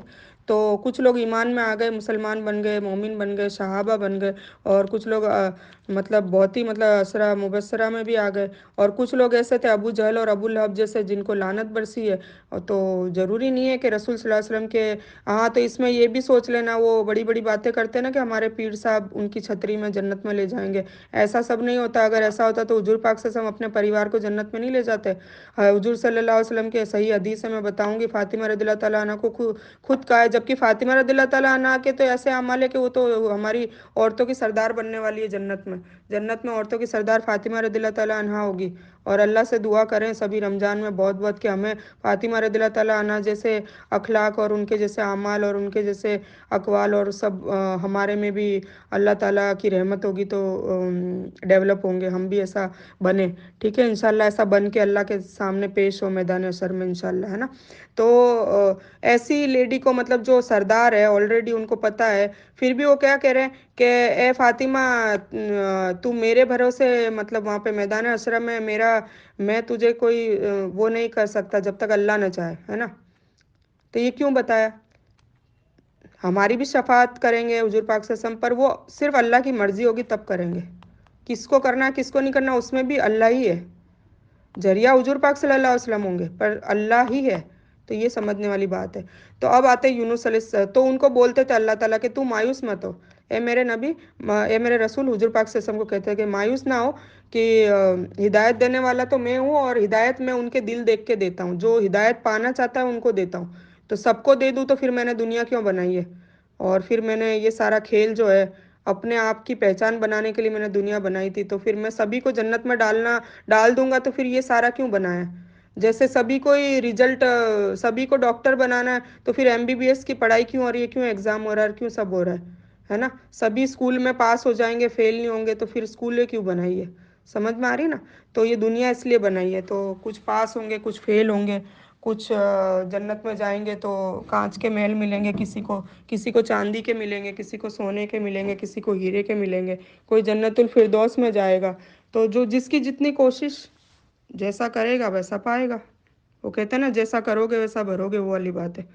तो हुजूर पाक तो अल्लाह ताला ने कहा कि तुम सिर्फ नसीहत करो, तो तुम मायूस मत हो, सब्र करो, सब्र के हवाले से बता रही थी, तुम सब्र करो और मायूस ना हो। तुम सिर्फ नसीहत करते जाओ और आगे बढ़ते जाओ। एक एक आदमी के एक इसके पीछे ही मत पड़ जाओ। वो नहीं उसको हिदायत मिल रही तो वो अल्लाह जाने वो जाने, आगे बढ़ जाओ, ठीक है। तो यूनुस अलैहिस्सलाम ने क्या करा था, अब मैं बताती हूँ। यूनुस अलैहिस्सलाम ने क्या करा था कि उनकी जो कौम थी ना, तो सारे नबियों ने अपन सबकी, जब कुरान पढ़ेंगे तो देखो मजा आएगा। आप लोग है ना, कुरान को मैं इंशाल्लाह स्टोरी के रूप में बताऊंगी ना, इतना मजा आएगा। पहले मैं स्टोरी बताऊंगी फिर तर्जुमा स्टार्ट करूंगी, तो जब तर्जुमा करूंगी ना तो आपके दिमाग में ऑलरेडी वो स्टोरी आएगी, तो आपको मज़ा भी आएगा। और इंशाल्लाह जब आपने एक बार पढ़ लिया ना कुरान मुकम्मल हो गया इंशाल्लाह, फिर आप मुझे खुद कहेंगे कि यार मेरे को कुरान के अलावा कोई किताब पढ़ने का मन ही नहीं करता। मतलब कुछ औरतें हैं ना नोवेल पढ़ती है, ये पढ़ती है फालतू, ये टाइम वेस्ट कर रही है, तो वो सब खत्म हो जाएगा। हाँ जो पढ़ाई के लिए बुक पढ़ रहा है, जो कोई बनना चाहता है, बच्चा कामयाब होना चाहता है, वो तो चलो इल्म, वो भी तो इल्म है ना, वो तो हुजूर पाक सल्लल्लाहु अलैहि वसल्लम ने खुद कहा है कि इल्म हासिल करो। वो नहीं करेंगे तो मुसलमान पीछे रह जाएंगे, है ना। तो हर हर फील्ड में मुसलमान को ये इल्म भी हासिल करना कंपलसरी है। सिर्फ खाली इस्लामी तालीम लेंगे तो मुस्लिम पीछे रह जाएंगे। है ना। तो और फिर मैं देखो बातों में से बातें निकल जाती है। फातिमा रदियल्लाहु ताला अन्हा क्या थी? तबीब थी, डॉक्टर थी। इल्म उन्होंने उन्होंने भी तो लिया है ना। जब जंगे होती थी तो जख्मी हो जाते तो फातिमा रदियल्लाहु ताला अन्हा पट्टियां बांधती थी, वो लगाती थी, क्या कहते हैं, आयुर्वेदिक जड़ी बूटियां पेस्ट और पट्टियां बांधती थी। तो वो तबीब थी। और आयशा रदियल्लाहु ताला टीचर थी। तो और वो हजरत खदीजा रदियल्लाहु ताला तिजारत करती थी, कपड़े बेचती थी, कपड़ों का व्यापार था बहुत बड़ा। तो ऐसा नहीं है कि सिर्फ इस्लाम ये जो बना दिया है, जो यही तो दिक्कत है। इस्लाम आधा अधूरा सीखा, आधा अधूरा अमल किया। आधे अधूरे से कुछ भी नहीं मिलना है। आधा अधूरा भी करना है तो कम से कम 51 करना है। 49 से ऊपर, 51 प्लस 49, याद है ना, मैंने लिख के बताया था। तो इतना तो करना ही है तभी जन्नत मिलेगी। और फिर 52, 53, 54, 99 तक, 100 तक पहुंचोगे तो वैसा ही आपको आगे मिलेगा। वरना 51 तक तो चलो राहत है कि आप मोमिन की कैटेगरी में आ जाओगे, तो इंशाल्लाह अजाब नहीं होंगे कब्र का और जहन्नम का। ठीक है, तो ये समझने वाली बात है। तो अब आते हैं यूनुस अलैहिस्सलाम की स्टोरी पे। यूनुस अलैहिस्सलाम ने क्या करा था कि सभी नबियों ने अपने अपनी तरफ से बहुत कोशिशें करी। अल्लाह ताला का तारुफ कराया, उनका इंट्रोडक्शन करवाया, उनकी दावत दी कि तुम सिर्फ अल्लाह को मानो, शिरक मत करो, कुफर मत करो, गलत काम मत करो, झगड़े मत करो, फसाद मत करो, कत्ल मत करो। ये सब समझाने के लिए हर रसूल को भेजा, नबी को भेजा। तो यूनुस अलैहिस्सलाम ने अपनी कौम से क्या किनारा कर लिया, मतलब कि अजाब के लिए कई रसूल, मतलब कुछ नबी है ना हताश हो गए थे जल्दी से। हमारे हुजूर पाक सल्लल्लाहु अलैहि वसल्लम का बहुत एहसान है कि इतने दुख दर्द होने के बाद भी कभी बद्दुआ नहीं दी, और कभी ये नहीं कहा अल्लाह को कि अजाब दे दे अब तो। ठीक है ना। जैसे लूत अलैहिस्सलाम ने अजाब के लिए दुआ कर ली तो लूत अलैहिस्सलाम की पूरी कौम बर्बाद हो गई थी। सालेह अलैहिस्सलाम की कौम बर्बाद हो गई थी, कौम आद बर्बाद हो गई थी, कौम समूद बर्बाद हो गई थी। है ना। और मूसा अलैहिस्सलाम के फिरौन जो फिरौन के जो साथी थे, कुछ तो आ गए थे उनके साथ, पर जो फिरौन के साथ थे वो लोगों को समुद्र में डुबा दिया था। नूह अलैहिस्सलाम ने भी 850 साल दावत का काम किया, और अपने खुद के बेटे को ही नहीं बचा सके, अपनी बीवी को नहीं बचा सके। है ना। तो वो भी तो चाहते थे ना कि भाई अपना परिवार तो एटलीस्ट हर कोई चाहता है कि जहन्नम की आग से बचे, पर वो भी नहीं बचा सकते थे। तो ये जानना जरूरी कि चलेगी तो अल्लाह की ही मर्जी, हम कोशिश कर सकते हैं। ठीक है। तो अल्लाह ताला ने सभी को इंस्ट्रक्शन दे रखे थे, सारे नबी रसूल को, कि भाई तुम्हें सिर्फ नसीहत करनी है, हिदायत का मामला मेरे पे छोड़ो, क्योंकि हिदायत मैं दूंगा। ठीक है। तो उन्होंने क्या करा कि उनकी कौम के लिए अजाब के लिए दुआ कर दी। तो अल्लाह ताला ने वही भिजवाई थी एक्चुअली उनको, कि है ना, ए यूनस, तेरी कौम है ना, रुक जा अभी तू, मतलब अभी थोड़ा वक्त और कर। तो उन्होंने क्या करा, ये बोल के और वो चले गए फिर वहाँ समुंदर में। फिर इसकी भी बहुत बड़ी कहानी है, पर मैं अभी बता दूँ। समुंदर में गए और अल्लाह ताला ने ही, मतलब एक ऐसा पैंतरे से फिर वो मछली के पेट में गए, मतलब नहीं बोलना चाहिए, पर उनको एक सबक सिखाने के लिए उन्होंने ये सब करा अल्लाह ताला ने। तो फिर वो मछली के पेट में गए, फिर वो 3 रात और 3 दिन वहाँ पे अंधेरे में, मछली के पेट में, समुंदर के अंधेरे में, उनको बहुत तकलीफ। सोचो कितनी बड़ी बात है, बहुत बड़ा, मतलब अपन तो एक अंधेरे में, अपन क्या, मैं मेरी बात बताऊं कि मैं अंधेरे में एक कमरे में अकेली नहीं रह सकती। तो समुंदर की एक तो गहराई, फिर उसका अंधेरा, फिर उसमें भी मछली, फिर उसके पेट का अंधेरा, सोचो। और कोई गुंजाइश, कोई कुछ भी नहीं। पर वो तो रसूल, वो तो नबी थे ना, तो उनको तो पक्का पता था, क्योंकि नबी थे यार। तो अल्लाह ताला पे पक्का पता था कि हाँ ठीक है, पनिशमेंट है, पर मुझे मेरा रब निकाल देगा। तो उन्होंने फिर ये ला इलाहा इल्ला अंता सुब्हानका इन्नी कुन्तु मिनज़ ज़ालिमीन पढ़ी। तो इसका तर्जुमा है कि या अल्लाह, मैंने अपने आप पे जुल्म किया था, प्लीज़ तू मुझे माफ़ फरमा दे। तो फिर, और तेरे सिवा कोई माबूद नहीं। तो ऐसे करके उन्होंने अल्लाह ताला की तारीफ़ करी और उनको, उनसे तौबा मांगी और उनको मनाने की कोशिश करी, तो अल्लाह मान गया। और अल्लाह ताला ने फिर मछली के पेट से 3 दिन बाद उनको निकाल दिया। मछली ने उगल दिया था ऊपर आके, और उनको किनारे पे फेंक दिया था, मतलब उनको रख के चली गई थी। फिर उसके बाद की भी कहानी है। खैर ये स्टोरियाँ जब हम स्टोरी कवर करेंगे तब पढ़ेंगे। तो कहने का मतलब है वो चले गए थे। तो उन्होंने सब्र नहीं किया ना, सब्र करने को कहा था ना कि भाई, क्यों? क्योंकि उनकी कौम ने मन ही मन में दुआ मांग ली थी कि अल्लाह हमको माफ़ कर दे, हम समझ गए, हमने तेरे को जान लिया, हमने तेरे को पहचान लिया। समझ गए। अब इधर देखो, वो जाहिरी और बातिनी वाला आपको स्टेप याद करना पड़ेगा जो मैंने बताया था, कि रसूल भी जाहिरी और बातिनी नहीं समझ सकते। तो हम कहाँ से समझेंगे? और हम कितनी बड़ी बड़ी बातें, सोचो, हमारे कैरेक्टर में लाओ कि हम कितनी बड़ी बड़ी बातें नाउजुबिल्ला बोल देते हैं, जहन्नम में तक बोल देते हैं। इतनी औकात है हमारी कि लोगों को जहन्नम भी बोल दें, है ना? तो इन चीज़ों से बचना चाहिए। तो अल्लाह ने नबियों को भी नहीं छोड़ा इस चीज़ के लिए कि भई तुम कौन होते हो जो मेरी म क्योंकि अल्लाह ताला हर बंदे से प्यार करता है। उसने खुद बनाया है ना, प्यार से बनाया है। आदम अलैहिस्सलाम की स्टोरी जब मैं बताऊँगी इंशाअल्लाह, तो आपको पता चलेगा कि कितना प्यार करता है हमारा रब हमसे।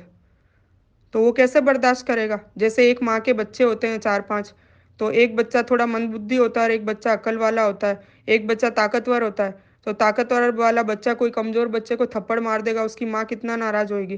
ताकतवर वाले बच्चे को 10 मारेगी, चाहे उसकी गलती ना हो, पर उसने कमज़ोर बच्चे को मारा, बस उसको माँ की तड़प उठ गई कि ये तो वैसे ही कमज़ोर है, वैसे ही बीमार है, वैसे ही इसकी हड्डियाँ दुखती है और तूने और इसको मार दिया।